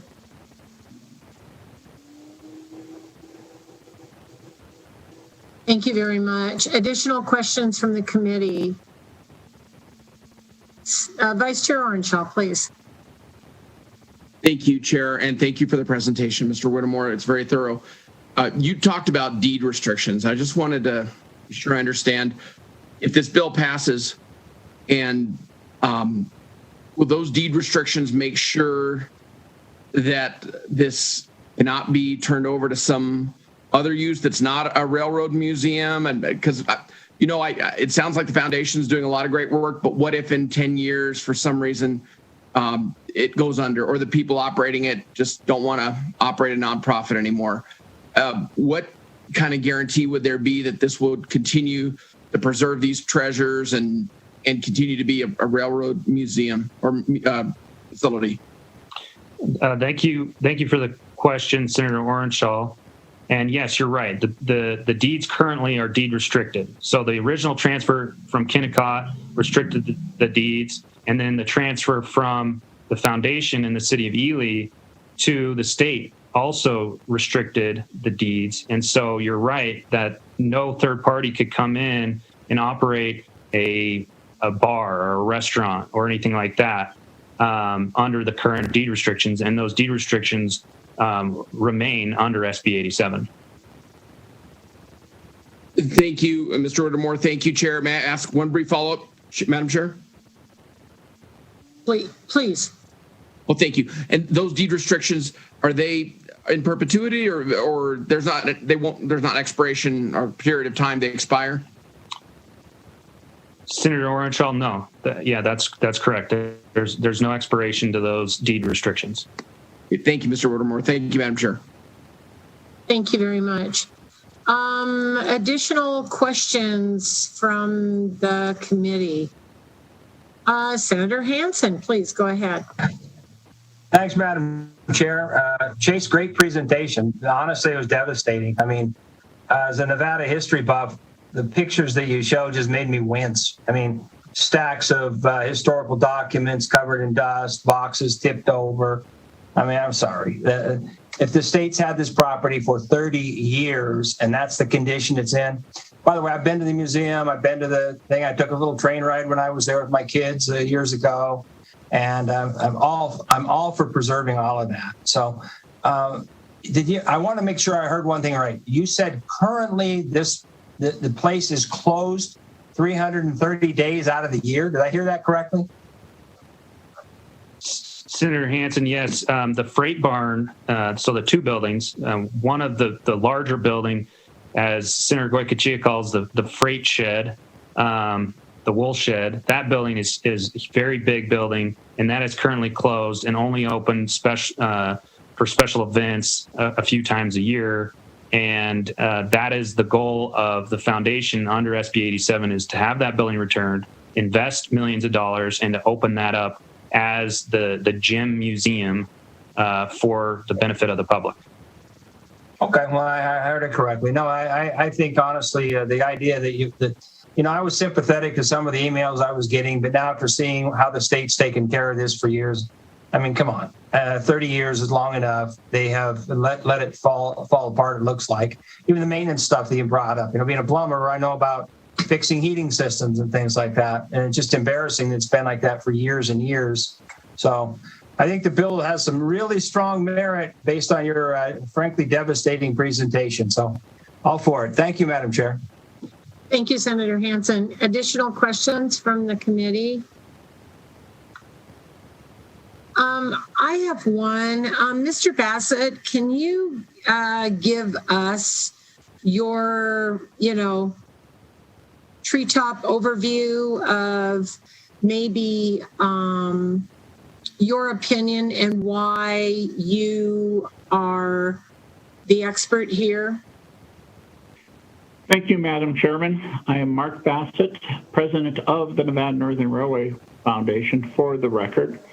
I have been involved with the railroad now for 21 years, and I became the head honcho 18 and a half years ago. And during that time, the foundation has grown leaps and bounds. And we have developed programs in the depot, the transportation building. We have developed programs down in the engine house and the machine shop. When you visit the Nevada Northern Railway, you can walk from the depot past the freight depot or the wool barn, and that is closed. And we're asked constantly, what is in there? And we say, well, it's a big empty building. And then we walk on down to the engine house and show the locomotives. Our vision is a visitor would come to the depot, they would purchase their train ticket or their admission ticket, then they would be able to walk down to the freight depot and actually see the history of the railroad. And after they learn why the railroad was built, the importance of the copper mining in White Pine County, then they could go on to the actual machine shop and engine house and actually see the steam locomotives that we talked about earlier in their presentation. This would provide a well-rounded experience for our visitors. And the other thing is, too, and why this becomes so important, is the number one question we are asked on a daily basis, multiple times a day, is where is the museum? People come to a museum expecting a building. They're not really used to a large complex spread out over 56 acres. And so after they learn about that, they become excited. Our plan is to develop the freight depot as the museum. So a person, again, will be able to come to the depot, go to the freight depot, go to the machine shop, engine house, and actually get on a train and have everything tied together. Thank you very much for that. And as a follow-up, is there anybody that is being trained or is you're mentoring to take this job on should you decide not to do this anymore? Madam Chairman, for the record, Mark Bassett, yes. In fact, I'm not going to live forever. Kind of disappointed about that, but I recognized this need to train the next generation back in 2004 when one of our senior staff members passed suddenly overnight. And ever since that incident, I have worked diligently to develop our staff, and we actually have 3 generations working at the railroad. We have the graybeards who are teaching the middle generation what it takes to run the railroad, and that middle generation is teaching the next generation. I currently have an employee who will turn 18 next month. I hired him when he was 14 years old to work at a railroad museum. And talking to our workman's comp attorney was an interesting process took me about a week to get him hired. And he's now been with us for 4 years, and he is learning a phenomenal amount of information. Another example is our train master. Her name is Angela Stevens, and she started with us 11 years ago in the gift shop. And we had an opening in the engine house in the machine shop to repair the locomotives. And Angie came to me and said, I would really like to transfer down to the machine shop. And at that time, our master mechanic, his name was Al, and he was a curmudgeon. And I said, well, I'll go speak to Al. I went down, I spoke to Al, told him Angie would like to transfer down. And Al said, I'll give her a week. If she can do the job, she can stay here. And so she went down, she had her week of probation, she did the job, she stayed there for years, and then I needed someone to help me with the operation of the trains. She was promoted to train master, which is the management level below myself, who manages the operation of all of the trains, make sure all of the staff and volunteers have their current training and understand how to operate the equipment. And the very exciting part is her daughter, Cherish, who turns 16 next month, started working with us a year ago doing housekeeping because of COVID, and now she wants to follow in her mother's footsteps. So we are beginning to train her to carry on the ball. And that is just one example of the different generations that we're training. The other thing is, too, we have a large reach, and we've become a very large corporation. And when I do decide to hang up my engineer's cap, there are quality and qualified individuals out there that can come in and fill my shoes and continue the story. Thank you. Thank you very much. And thank you for what you're doing. I have one more quick question, and this is just a number. Mr. Whittemore, can you tell me how many people could be at risk of possibly losing their job if this was to pass? Madam Chairwoman, I believe there's 3. I believe it's 2 full-time employees and 1 part-time employee.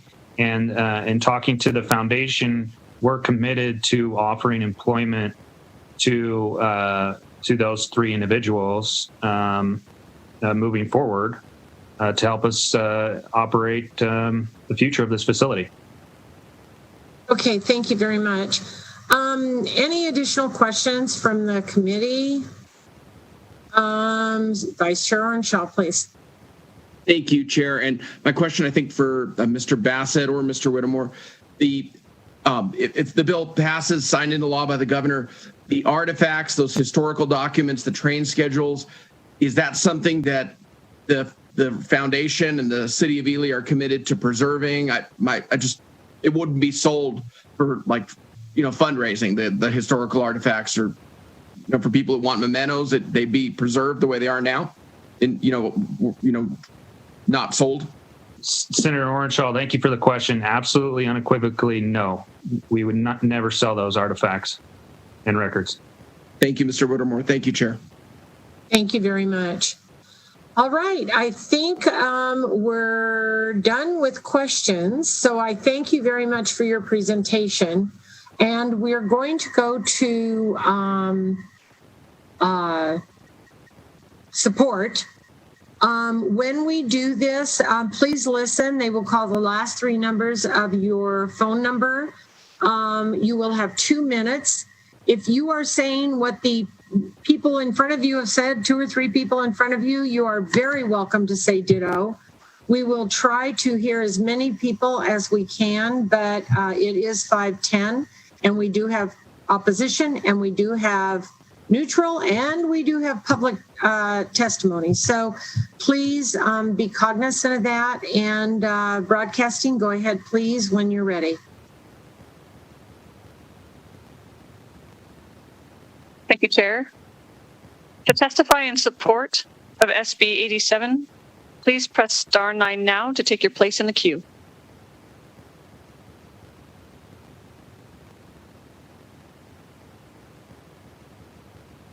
Caller with the last 3 digits of 550. Please slowly spell and state your name for the record. You have 2 minutes and may begin.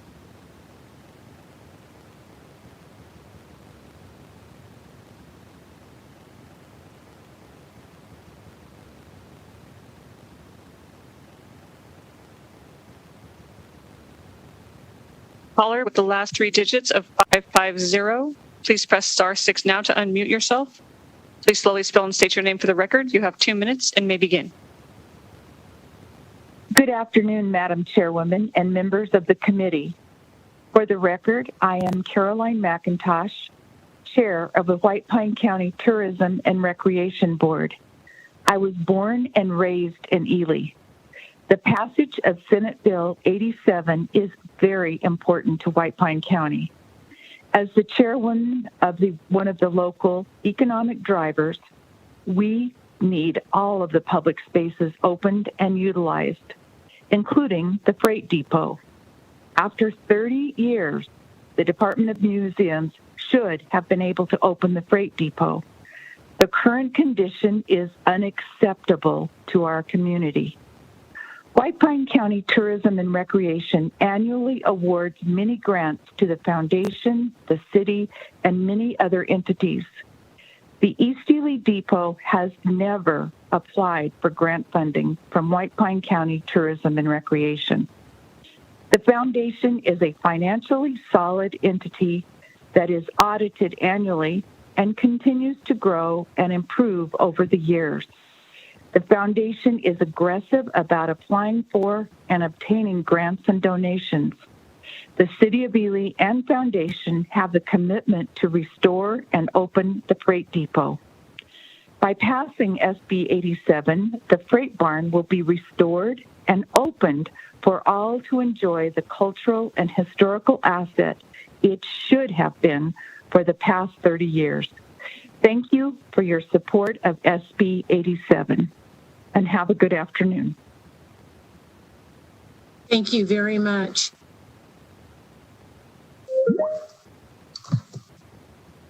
Caller with the last 3 digits of 695. Please slowly spell and state your name for the record. You have 2 minutes and may begin. Con Trumbull, CONTRUMBULL. Good afternoon, and thank you for the opportunity to testify. My name is Con Trumbull, and I'm the archivist for the Nevada Northern Railway Museum. A little bit about myself. I have a Bachelor's of Science in Geology with a focus on mining. I have 9.5 years of federal mining and records administration experience, along with experience gained as a volunteer, board member, staff person at 12 different museums and historic sites in 3 different states. I'm a published author and a member of the Society of American Archivists, and I would qualify as archivist too based on the state system.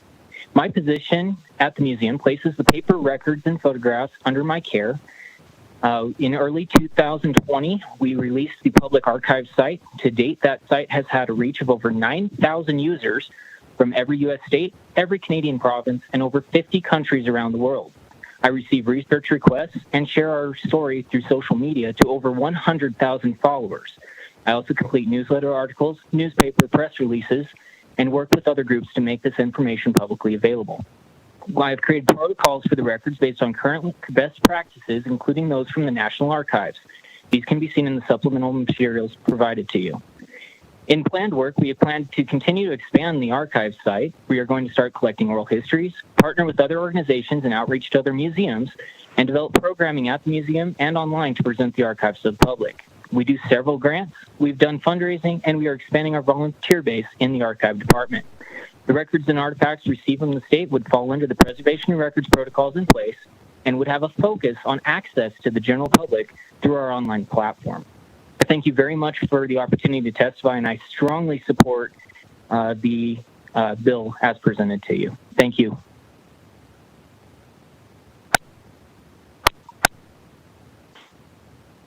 Thank you Caller very with the much. last 3. Sorry, Chair. Caller with the last 3 digits of 411. Please slowly spell and state your name for the record. You have 2 minutes and may begin.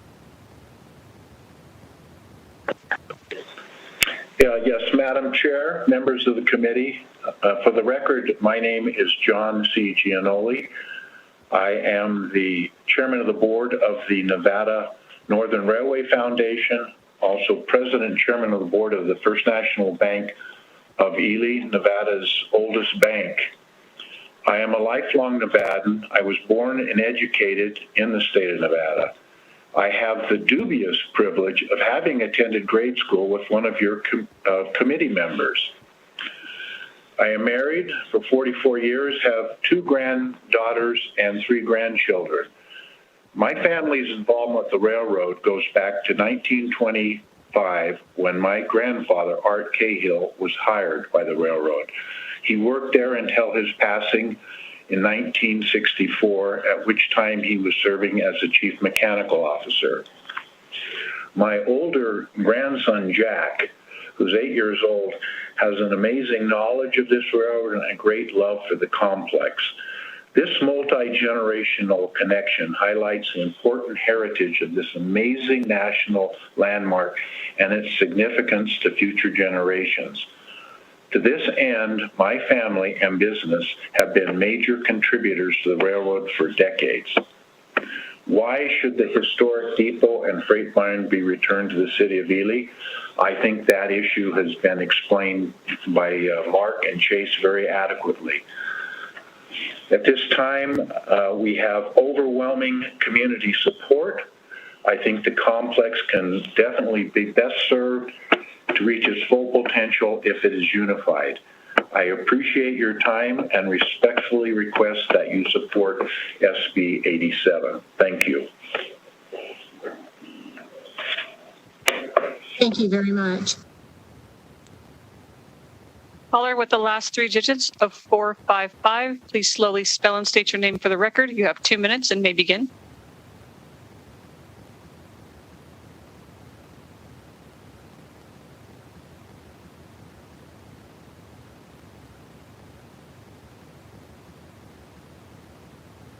Caller with the last 3 digits of 455, please slowly spell and state your name for the record. You have 2 minutes and may begin. Hi, good afternoon. My name is Michelle Beecher. I sit on Council Seat 5, and I am the Mayor Pro Tem for the City of Ely. I thank you so much, Madam Chair and members of the committee, for having us here today. I would just like to come and state that the city completely supports Senate Bill 87. In the event that these buildings are transferred back to the City of Ely and the foundation, this creates no increased costs for the city. Also, it's important to note that the city hires an independent CPA firm to audit the foundation annually, so we're able to keep well-versed in their financial condition. If these buildings are put under the operation of the foundation, it will increase city revenue by allowing the complex to achieve its full potential. By doing this, we can attract even more visitors and increase room nights and economic activity in the area. I don't know if any of you have seen some of the recent press that the railroad has received, especially on their Star trains.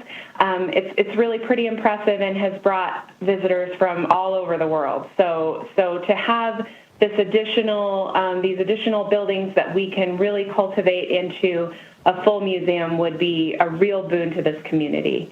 And then finally, I live in this community. My family has been here for 5 generations. I'm here every day. I work here every day. And I see what's happening at the complex down there. These 2 buildings lay essentially dormant while the busy complex around them thrives and flourishes. The foundation manages and has upgraded dozens of buildings in the complex and has a proven track record of raising millions of dollars for rehabilitating and upgrading the complex.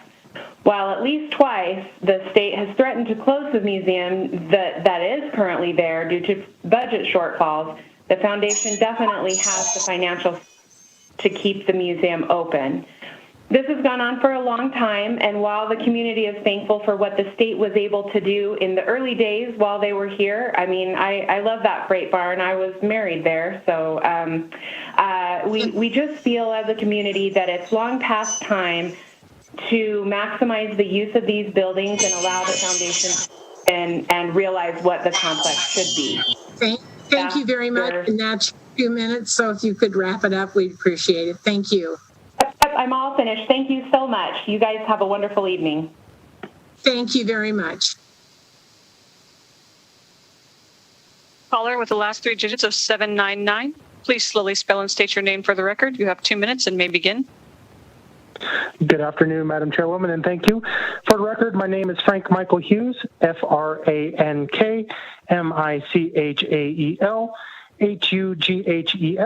I am the Curator of Education here at the Nevada Northern Railway Museum. Though I have many duties here at the railroad, one of them that is a high priority is expanding our educational programs here. As for qualifications, I have a bachelor's in elementary education from Montana State University. One of the bigger projects I'm working on is building lesson plans about our railroad for teachers to use. The Nevada Northern has a rich history and is ripe for teaching not just how railroads move people and ideas, or how the railroad made modern mining practices feasible here in White Pine County, but how the human aspect affected the railroad as well. We have letters of application dating from well over 100 years ago, basic communications between departments about ordering supplies, to communications between the master mechanic and general manager relating to ore cars damaged due to the smelter using dynamite to unload them. All of this contributes to the role the railroad played in shaping Nevada and its people. Putting items like this into a lesson plan allows students a tangible glimpse into Nevada's past. Moreover, there is a lesson plan format called Teaching with Historic Places, which is managed by the National Park Service. These lesson plans will highlight our national historic landmark to tie real places into history concepts students are learning about. By using the National Park Service format, lesson plans that I'm creating will be available for any teachers wishing to use them and will help to bring the railroad to visibility not just here in Nevada, but across the country. Additionally, I will be working on to create scheduled times for guided tours of the complex outside of the regular times after the train excursions. Thank you for your time today, and I do support the passage of Senate Bill 87. Thank you. Thank you very much. Next caller. We are currently in support of SB 87. To testify in support, please press star 9 now to take your place in the queue. Caller with the last 3 digits of 677. Please slowly spell and state your name for the record. You have 2 minutes and may begin. My name is Mary Kerner, Marykerner. Madam Chair and committee members, I am the CEO of the Rural Nevada Development Corporation. I'm also the president-elect for the White Pine County Chamber of Commerce. The Chamber supports small business in the area, and as you know, they depend greatly on tourism. The railroad is a huge driver of room nights and the tourist-related dollars injected into this community. It seems more efficient to have the freight barn and the museum also operated under one entity. The hours of operation would match the gift shop when passengers are riding the train. Mark and his group have done a great job in restoration and keeping things in shape so they don't dilapidate. And from an economic perspective, the railroad employs 20 people. That's pretty substantial for a small rural business. And I can tell you personally, every time I've been to the depot, the museum upstairs is closed. This is during train ride times, too. The railroad is a vital component to our economy. Passing SB 87 will help the railroad achieve its full potential. Thank you. Thank you very much.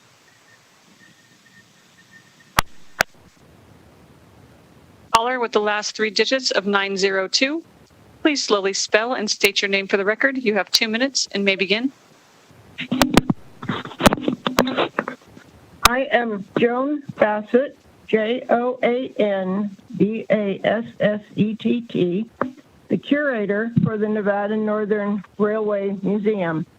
I have a BS degree as well as an MBA.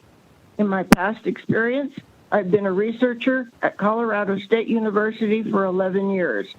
I have restored 2 homes, a commercial building, and a trolley line. While at the Nevada Northern Railway, I have been building the foundation of the archives. I've implemented protocols, created a library, created a researcher photo archive. I have created inventory assessments of the 60 buildings and over 100 pieces of rolling stock, including the 4 steam locomotives. I have created archives of VHS and CDs. The archives are using Past Perfect software that is for museums. I have created displays on the Nevada Northern on the property, as well as a downtown window and the local senior center. I now have an archivist and a curator of education. The archivist is documenting and putting searchable documents online for anyone to use.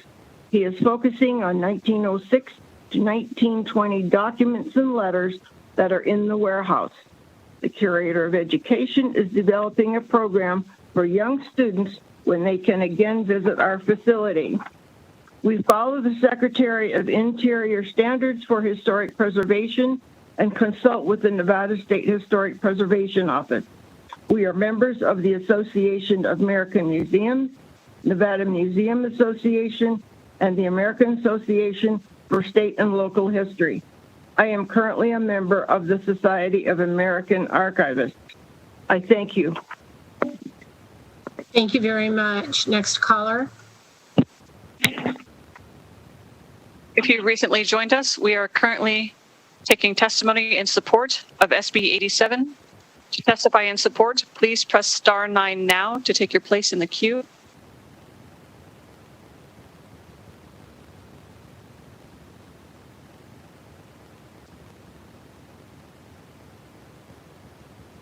Chair, you have no more callers in support at this time.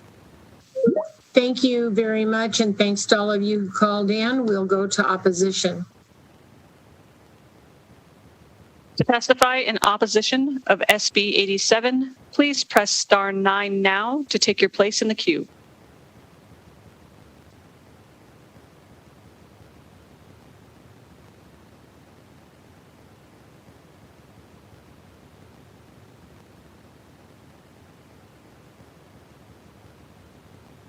Caller with the last 3 digits of 714, please slowly spell and state your name for the record. You have 2 minutes and may begin. Good afternoon. My name is Alicia Barber, ALICIA-BARBER, and I'm a professional historian and a member of the Nevada Board of Museums and History. I've submitted as an exhibit a resolution approved by the board on February 19th expressing our unanimous and unequivocal position to Senate Bill 87. I won't read it now, but I urge you to please read it through and consider what it would mean to the state of Nevada for you to forward this bill on to the Senate.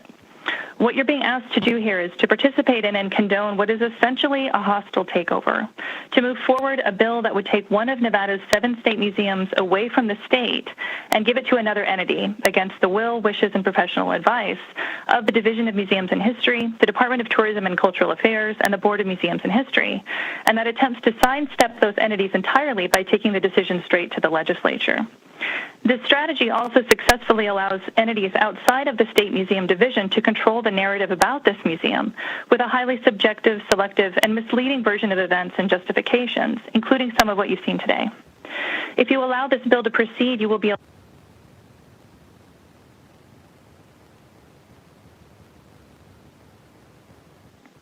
I'm sorry, can you hear me? Yes, we can. Can I be heard? Proceed. Okay. If you allow this bill to proceed, you will be allowing an outside entity to dictate the terms of the discussion and put the state's own professional museum division on the defensive, rather than treating its expert staff as sources of the most accurate information about what it takes to responsibly operate this museum and care for its collection, what its challenges and obstacles are, and how they might best be addressed. And it places the division in the extremely uncomfortable position of taking sides against the very entity whose partnership is essential to the continued operation of this museum and site. I would like to suggest that the governing question here should not be who can run this museum better, but how can this public-private partnership be strengthened in order not to eliminate but take advantage of these entities' combined expertise, resources, and potential sources of funding, as so many other sites manage to do. Rather than moving this bill forward, I hope you might consider how the legislature can instead help to facilitate a productive partnership at this museum, whether it's through funding an independent consultant to analyze the situation and report back to you in your next session, or perhaps helping to boost the capacity of the state to accomplish some of the tasks we all want to see completed in Ely at a museum we all care about so much. Thank you. Thank you very much. We are currently in opposition of SB 87. To testify in opposition, please press star 9 now to take your place in the queue.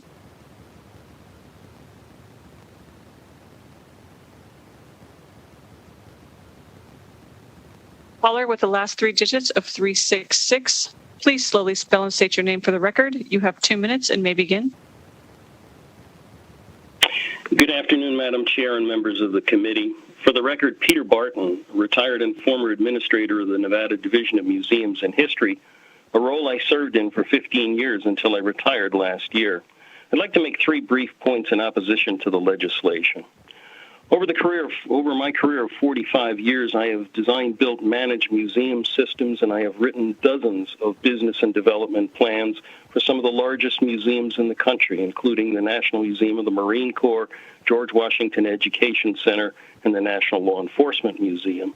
One lesson that I've learned, one common denominator that is seen in the most successful museum endeavors is the controlling entity's ability to diversify revenue sources. And Nevada has one of the most successful museum enterprises that follows that diverse revenue model in the Mob Museum in Las Vegas.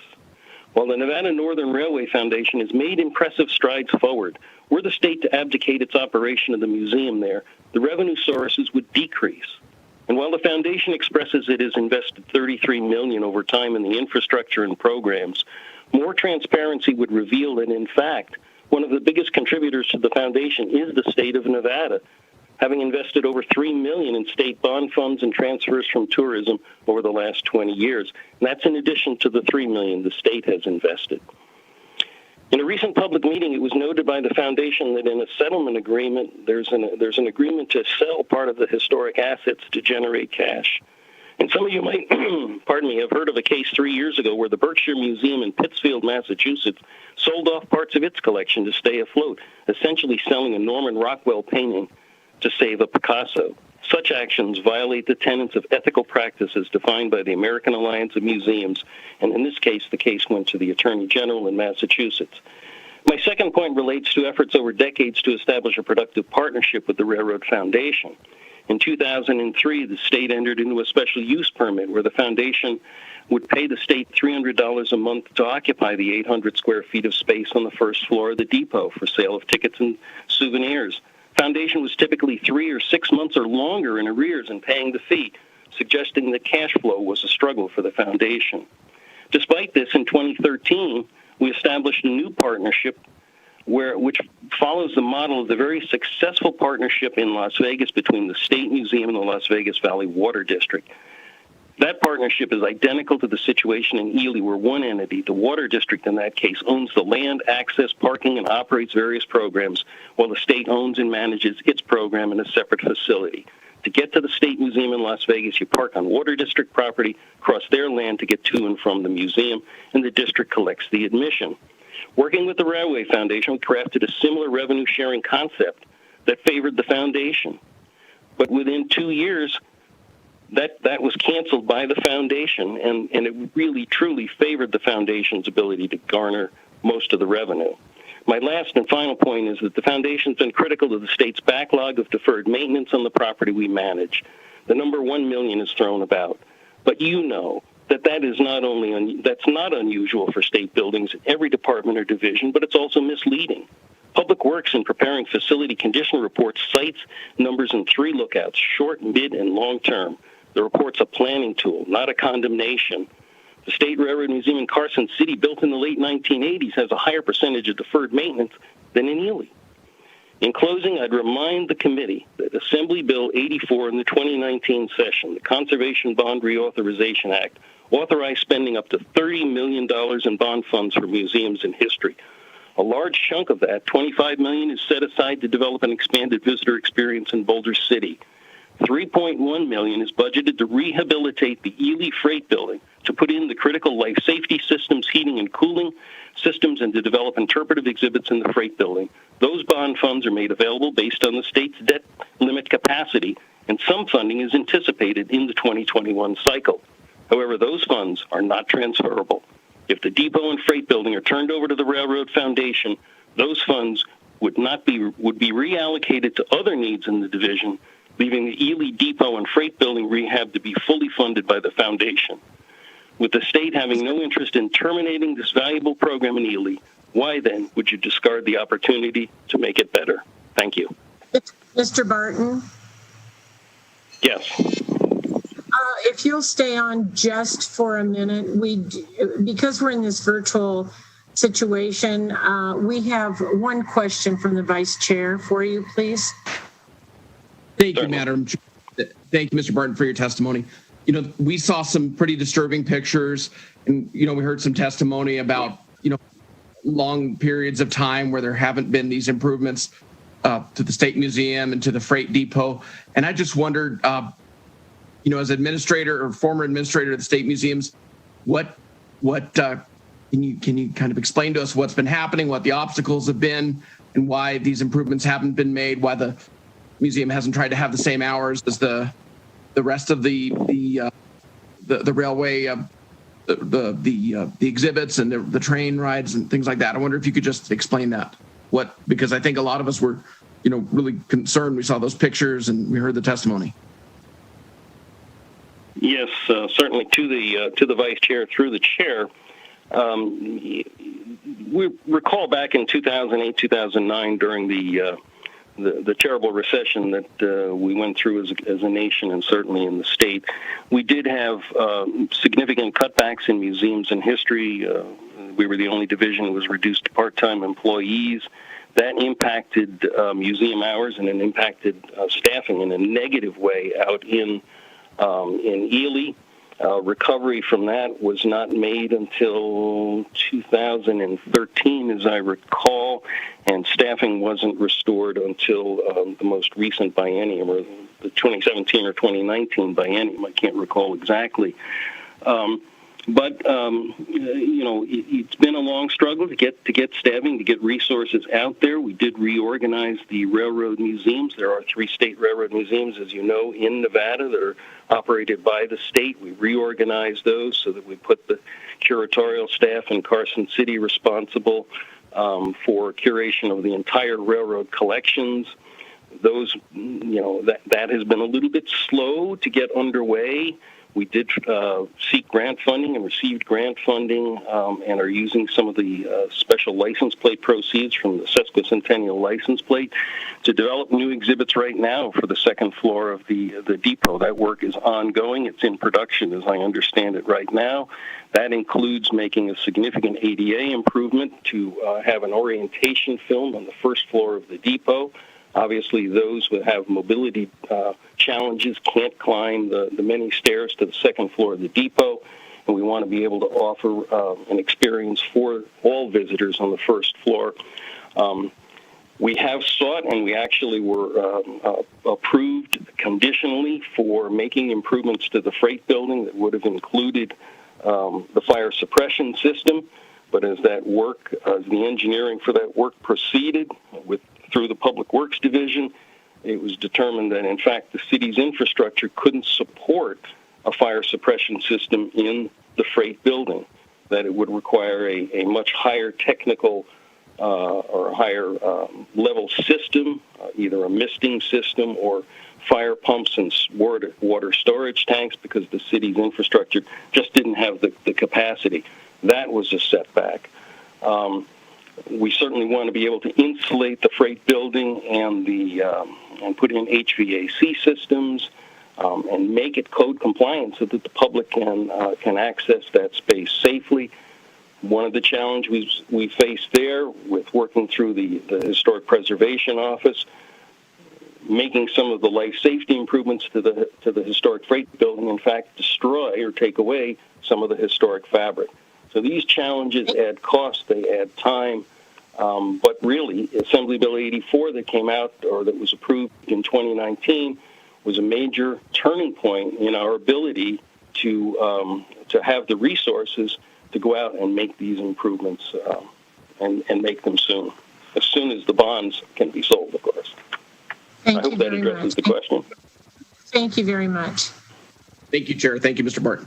Thank you very much. Broadcasting, next caller.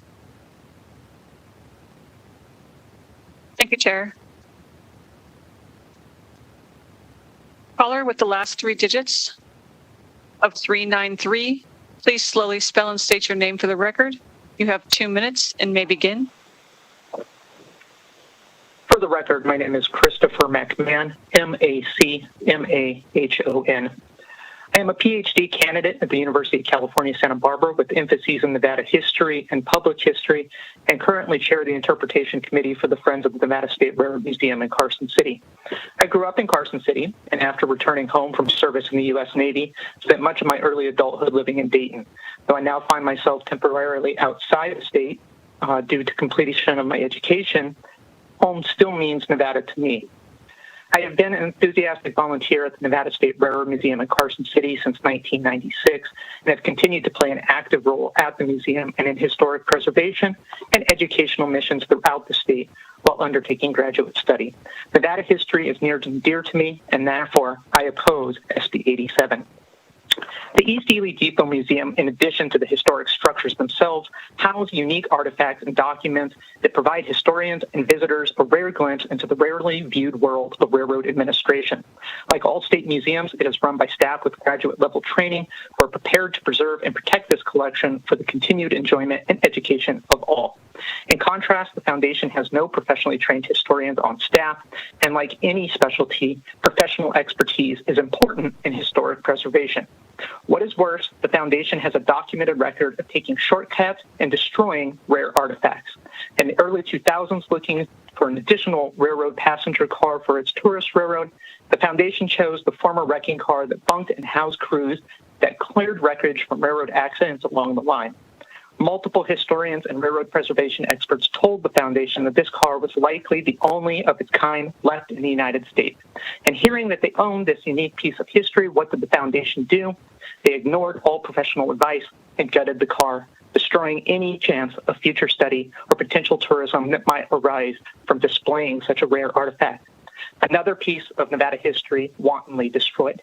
This is just one example of many. And it is why I and Nevada's professional historic community vehemently oppose this bill. The Nevada Museum System was designed to protect artifacts showcasing Nevada's vibrant history and culture in perpetuity. The East Ely Depot Museum does just that. Adopting this bill puts that mission at risk and says to the people of Nevada, their history is for sale to the highest bidder or those with the right connections. I ask Thank you very much. Please save our history. Next caller.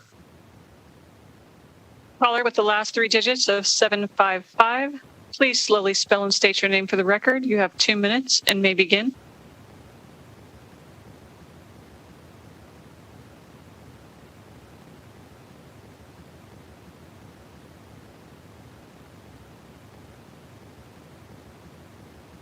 Caller with the last three digits of 755.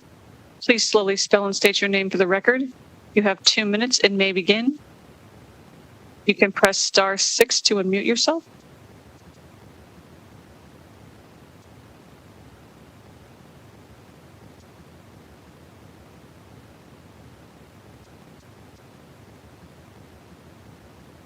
Caller with the last three digits of 466.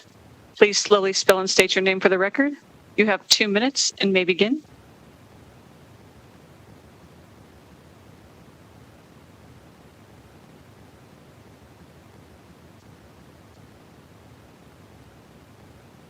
Caller with the last three digits of 466. Please slowly spell and state your name for the record. You have 2 minutes and may begin. My name is Sean Pitts, SEAN. PITTS. I'm the director of the East Ely Railroad Depot Museum. Appreciate your time. Thank you for the opportunity to speak against Senate Bill 87. This is the fourth attempt to return state-owned buildings and state-restored buildings to people that asked the state to take them on in 1991. In three former legislative sessions, this request was thoughtfully discussed and rejected because it was not in the best interest of the state of Nevada, its residents, or its visitors. Three separate sessions of legislators, very much like yourselves, three different governors, did not support this for the following reasons. It's financially unsound. No one can argue that at this time closing an existing business is not a good idea.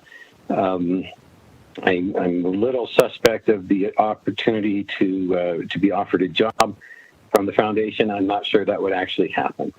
It's economically unwise to return property that was given to the state of Nevada to restore, which the state of Nevada did restore and invested $3.2 million to preserve the buildings and maintain them and to make them available to the public for 3 decades, only to give it away with no remuneration to compensate the residents of the state of Nevada and the taxpayers.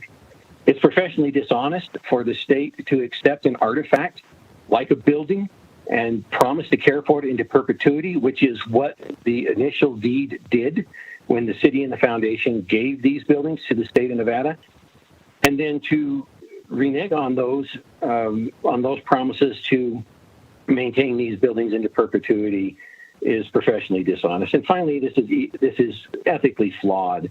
Just to give something away that you can't afford, just so you can ask for it back when the buildings are in better shape than you gave them away.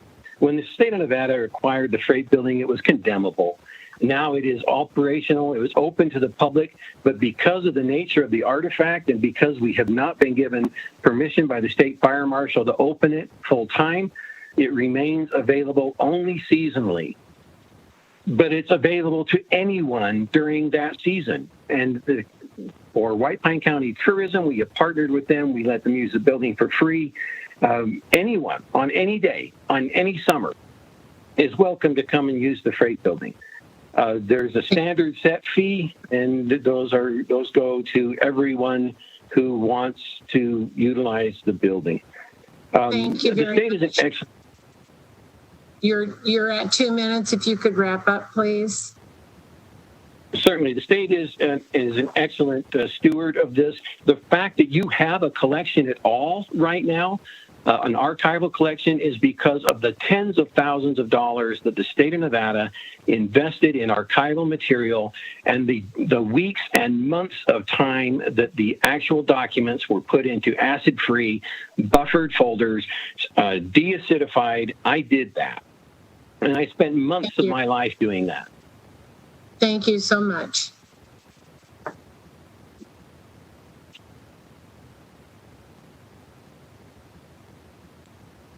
Next we are caller. Currently in opposition of SB 87. To testify in opposition, please press star 9 now to take your place in the queue. Caller with the last 3 digits of 775. Please slowly spell and state your name for the record. You have 2 minutes and may begin.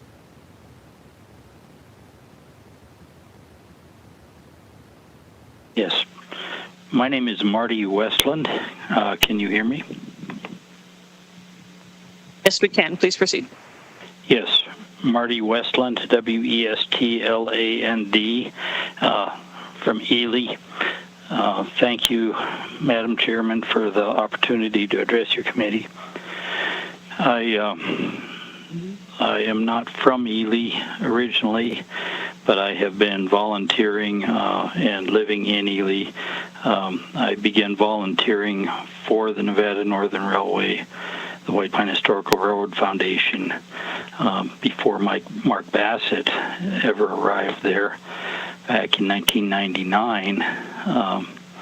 And I have gotten to see firsthand what has happened with the foundation, the Railroad Foundation, and with the buildings that the state has been managing. And all I have to say is that talk is cheap. I worked for Mark Bassett for 2 years as his chief mechanical officer. I give him a lot of credit for keeping trains running. I would not give him much credit for being a protector of artifacts.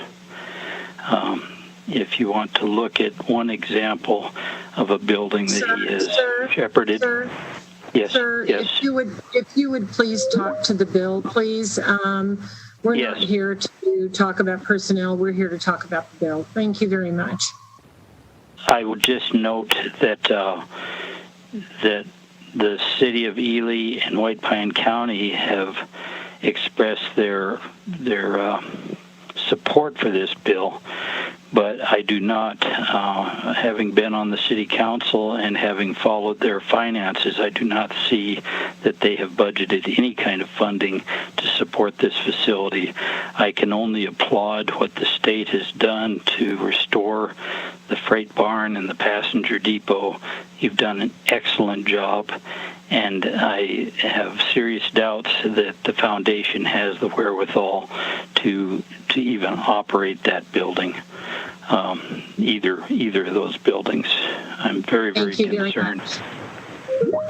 Thank you very much. You've reached your 2 minutes. If you could just wrap up, please.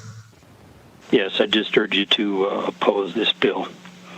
Okay, thank you very much. Next caller. Chair, you currently have no more callers in opposition at this time. Thank you very much. Can we go to neutral? To testify neutral on SB 87, please press star 9 now to take your place in the queue. Caller with the last 3 digits of 956, please slowly spell and state your name for the record. You have 2 minutes and may begin. Good afternoon. My name is Charlie Donahue, Donohue. Good evening, Madam Chair, members of the committee. I am Charlie Donahue, and I serve as the Administrator of the Division of State Lands. In that capacity, I also serve as the State Land Registrar. The State Land Office is officially neutral on this property transfer. However, we are concerned with the lack of public protections in the bill. As you've heard, and what I'd like to remind you of is background. In 1990, the City of Ely and the White Pine Historical Railroad Foundation, a predecessor in interest to the Nevada Northern Railway Foundation, transferred 2 parcels of land consisting of approximately 1 acre to the state. Included in the property transfer was the East Ely Depot building located on one of the parcels and the freight barn located on the other. The records in our State Land Office indicate the transfer was at the request of the city and the foundation, as neither entity had the fiscal resources to invest in the improvements that were needed to protect the historical and cultural values of the buildings, the expertise to adequately display and curate the artifacts, and also to adequately provide programs to the public. The Division of State Lands maintains a real property portfolio for all state-owned properties throughout Nevada, with the exception of lands held by the legislature, NDOT, and the Nevada System of Higher Education. We routinely meet with state agencies that are assigned as the managing entity for these properties. An outcome of these meetings is to determine whether the state land assets are performing to meet the needs of the purposes for which the land was obtained. In this case, we have classified these 2 parcels, including the buildings, as performing assets. One reason this property is determined to be performing is due to the significant investment the state has made, as you previously heard, and improving the buildings, contents, and displays since taking ownership of the property in the 1990s. While Senate Bill 87 is clear in its requirement to transfer these performing assets to the city of Ely and a nonprofit organization for no cost other than the reimbursement of necessary expenses related to the transfer, SB 87 does not include any language recognizing the state's investment in the property or protection of these state properties, buildings, and contents for public use. In fact, if passed, there is nothing in this legislation that would prohibit either the city of Ely or the nonprofit organization from transferring the property to a private entity for exclusive private use. During the past 20 years, the Nevada Legislature has passed a handful of bills transferring state-owned property to local government. One bill was the transfer of the Belmont Courthouse to Nye County, and the other was the transfer of Floyd Lamb State Park to the city of Las Vegas. To my knowledge, this is the first legislation proposing property transfer to a nonprofit organization and successors. This raises some concerns, and the nonprofit organizations typically do not have any requirements for public use, and naming a successor to be determined at a future date is as a potential recipient of the property carries some risk as well.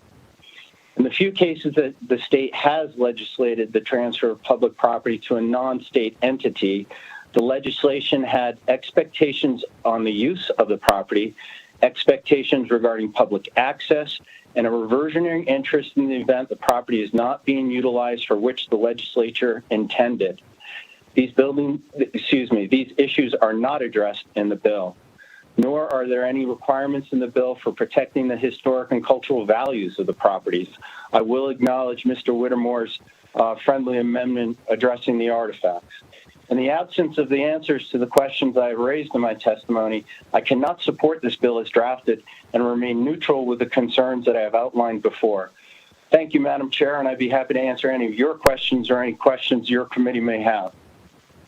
Thank you, Mr. Donahue. I appreciate your testimony, and please make sure that we have a copy of it. Thank you very much. Next caller.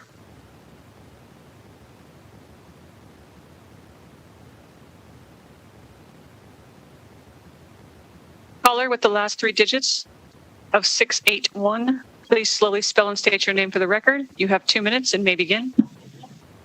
Myron Friedman, MYRON-FREEDMAN, the Acting Administrator for the Division of Museums and History. Thank you, Madam Chair. Thank you, members of the committee. Regarding Senate Bill 87, the East Ely Depot Museum is stewarded and operated for the people of Nevada. Removing the East Ely Depot Museum from the institutions of the Division of Museums and History is not a state-generated idea and would be unprecedented. There is one state museum in eastern Nevada. The staff are the stewards of the East Ely Depot, Freight Building, and Nevada Northern Railway Archive, and much more. They provide a vital state of Nevada educational and cultural service for the region, preserving invaluable historic buildings, preserving and curating a rare archive, and sharing the unique history of Ely with visitors, students, and the community. The upcoming state budget fully provides for the museum's continued service and mission-related activities. The East Ely Depot, the Freight Building, and the Nevada Northern Railway Archives are profound historical evidence. Our obligation is to ensure they are preserved for future generations. These state historic assets have been carefully and appropriately stewarded by state museum staff and state agencies since they were deeded to the state in 1990. This critical stewardship was requested by the Ely community. The state has invested over $3 million to restore, maintain, and make accessible buildings and archives, to operate the museum, to develop interpretive materials and programs, to engage and educate audiences. What makes history come alive and what makes history thrilling is the opportunity to see, hear, and touch the past. Our job is to bring Nevada history to life by engaging the public in the real deal. The real deal is in East Ely. There is a museum. This is the museum. Sometimes museums are experiences and not a set of exhibit cases. This is especially true of the site's depot. A visit to the depot is as close to stepping into the past as you can possibly get. Visitors walk through the general offices of the train dispatchers, crew chiefs, finance, medical, management, and the company president. On the track side, it is as though the railway's traffic manager will be back to work at any moment, 1906 or 1966. If lost or degraded, this artifact that fate has allowed into our hands cannot be replicated. Together, the foundation, the city, and the state are partners in bringing the Northern Nevada Railway story to life. The Division of Museums and History has partnered with the foundations, the original and today's iteration. There have been 3 such agreements since the early 2000s. Each time the foundation developed issues about usage, fairness, ability to pay, or amounts of money owed, the state sat down with them, listened to these concerns, and negotiated a new agreement they felt they could sign off on, which the foundation did. Our goal every time they found it difficult to maintain an agreement was to help them succeed in their mission and in their ability to profit from their enterprise by crafting a new one. They unilaterally ended the last agreement in 2017. In pre-pandemic 2020, we were in the midst of yet another negotiation, and we are ready, along with state public lands, to return to the table and finish the job. We are not strangers to such partnerships. The Nevada State Museum in Las Vegas and the Springs Preserve partner and regularly integrate interests to maximize the visitor experience on that campus. Thank you, Madam. Thank you, committee. And I, too, am available to answer questions. Thank you, Mr. Friedman. I appreciate your comments, and I would like you to make sure that you've sent them into Nellis. Thank you very much. Next caller, please. We are currently in neutral on SB 87. To testify neutral on SB 87, please press star 9 now to take your place in the queue. Caller with the last 3 digits of 927. Please slowly spell and state your name for the record. You have 2 minutes and may begin.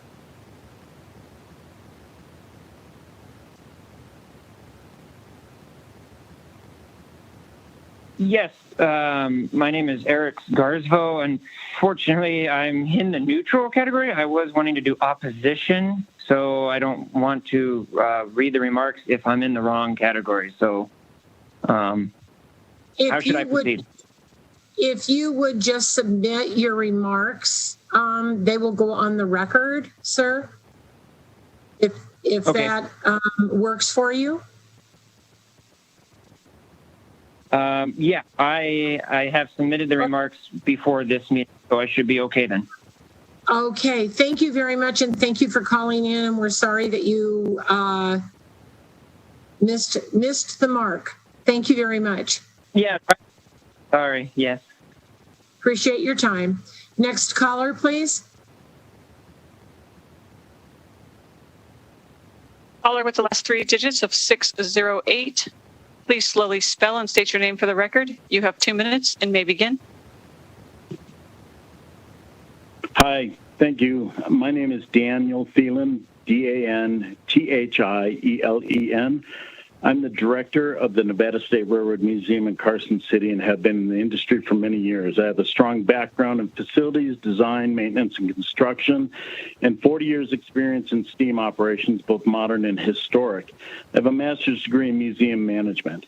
We operate a STEAM program at the NSRM in Carson City and are continually challenged to balance maintaining artifacts to be kept in perpetuity against the high demand of the public who want to experience train or STEAM operations firsthand.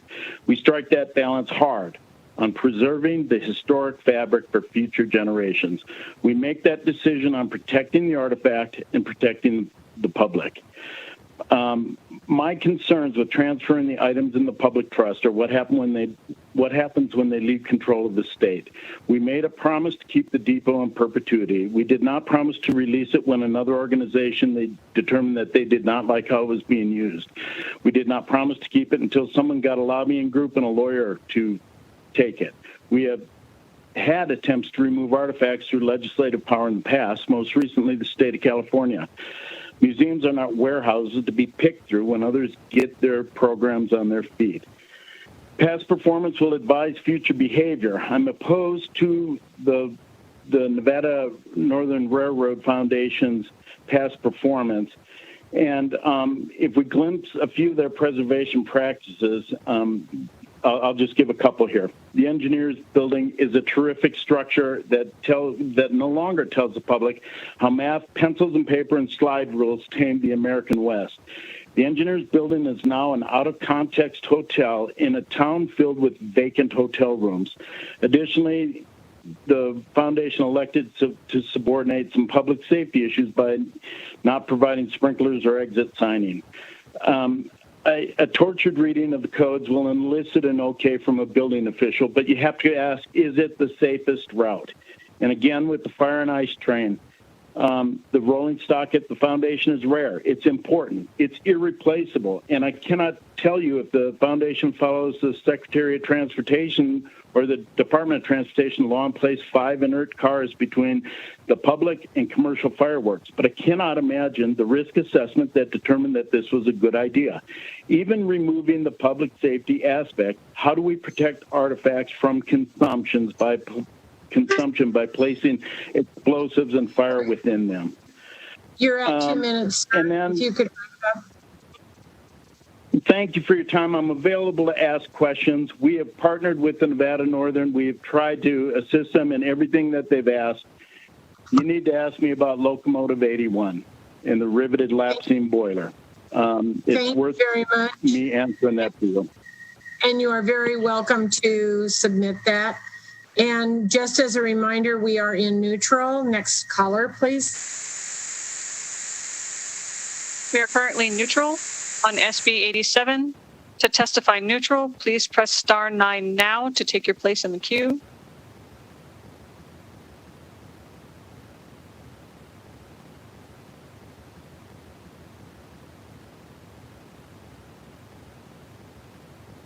Chair, you have no more callers neutral at this time. Thank you very much. That concludes our bill hearing. Mr. Whittemore, is there anything you need to shortly wrap up? Thank you, Before Chair. we go to public testimony or public comment.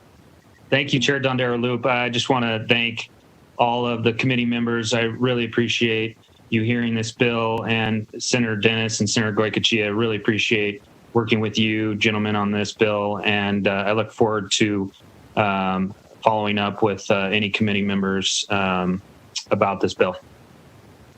I thank you very much, and I'm sure there are going to be lots of questions and conversation.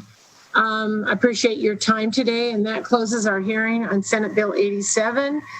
We will go to public comment.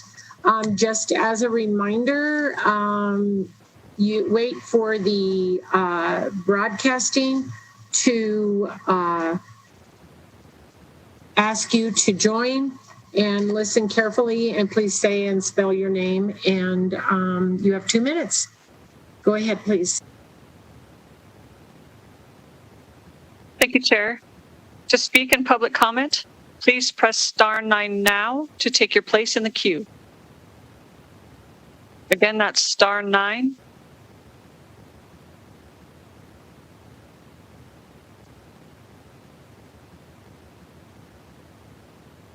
Caller with the last 3 digits of 291. Please slowly spell and state your name for the record. You have 2 minutes and may begin. Good evening. My name is Todd Moore, Toddmoore. I'd like to speak on SB 87. I would like to raise 2 points to the committee's attention. The first has to do with the financial projections that Mr. Whittemore showed the committee.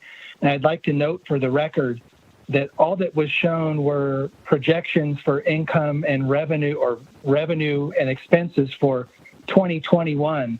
I think it would be important for the committee to know what has been the historical performance of the Nevada Northern Railway Foundation in order to determine whether it has, in fact, the resources to take adequate care of the East Ely Depot. Second point is, even though the legislature may have the power to transfer the East Ely Depot to the city of Ely and the foundation, that doesn't mean that it ought to exercise that power and do so. In fact, transferring state historic assets by legislative action is about the worst way I can imagine someone could decide whether to take care of a historic asset on behalf of the people of the state or not. There is a process in place by which the Division of Museums can deaccession items that it doesn't believe it's able to take care of or don't belong in the state's museum system. This is not an idea that was brought by the museum system. This is an idea that was brought by the foundation, which probably for the first time in its existence has enough money to hire a paid lobbyist. Therefore, I'd ask the committee to please vote no on SB 87. Thank you. Thank you very much. And just as a reminder, public comment is public comment on anything but the bill that we have just heard, because we had support, opposition, and neutral. So that's just a reminder. Thank you very much. Next caller. Thank you, Chair. We are currently in public comment. Please press star 9 now to speak in public comment.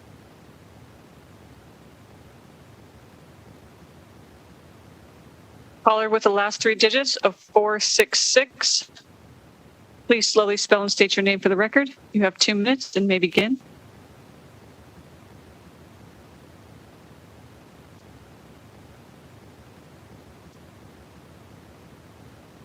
Caller with the last 3 digits of 466. Please press star 6 to unmute yourself.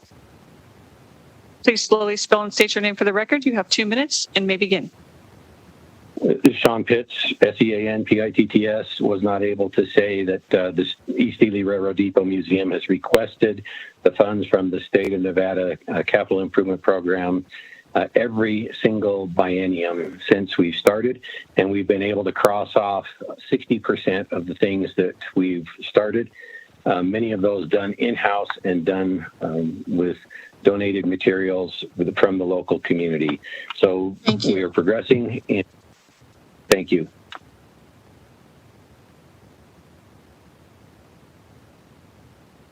Next caller, please. Caller with the last three digits of 608. Please slowly spell and state your name for the record. You have 2 minutes and may begin. Hi, this is Dan Thielen, DANTHIELEN, Director of the Nevada State Railroad Museum in Carson City. I want to address an opportunity that we took. We de-accessioned an item at the request of the Nevada Northern Railroad, and Nevada Northern Coach 21. We were asked by them to transfer it in 2003. And we went through the de-accession process because that artifact was a good candidate, more important in Ely than it was in Carson City. So we went through the process, de-accessioned that item, and got our Board of Museums and History to agree to that. We made this item available for transfer. The foundation has not seen fit to retrieve this item. The state continues to protect it from damage. But it makes me wonder if the issue that we had an artifact that belonged in Ely was more important than the actual artifact that they did not come and claim. And then finally, beg your pardon? Thank you very much. We're in public comment. We're not in opposition anymore. We're in public comment. I'm sharing a public comment. But we've heard the bill. So please wrap up your comments. Public comment is supposed to be about anything but the bill because we heard the bill hearing. But you may go ahead and finish quickly, please.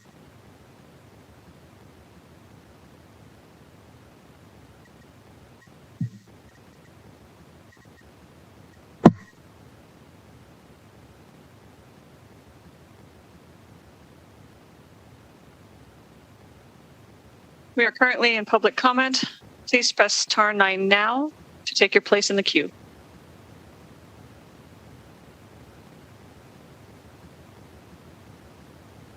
Chair, you have no more callers on the line. Thank you very much, and I appreciate your time today. If there is anyone listening who did not get to share their story, they are always welcome to submit it on Nellis. So hearing no more public comment, that concludes our meeting today. Thank you all for being respectful and listening to each other's comments. Our next meeting will be Monday, March 1st at 3:30. And with that, thank you. Our meeting is adjourned.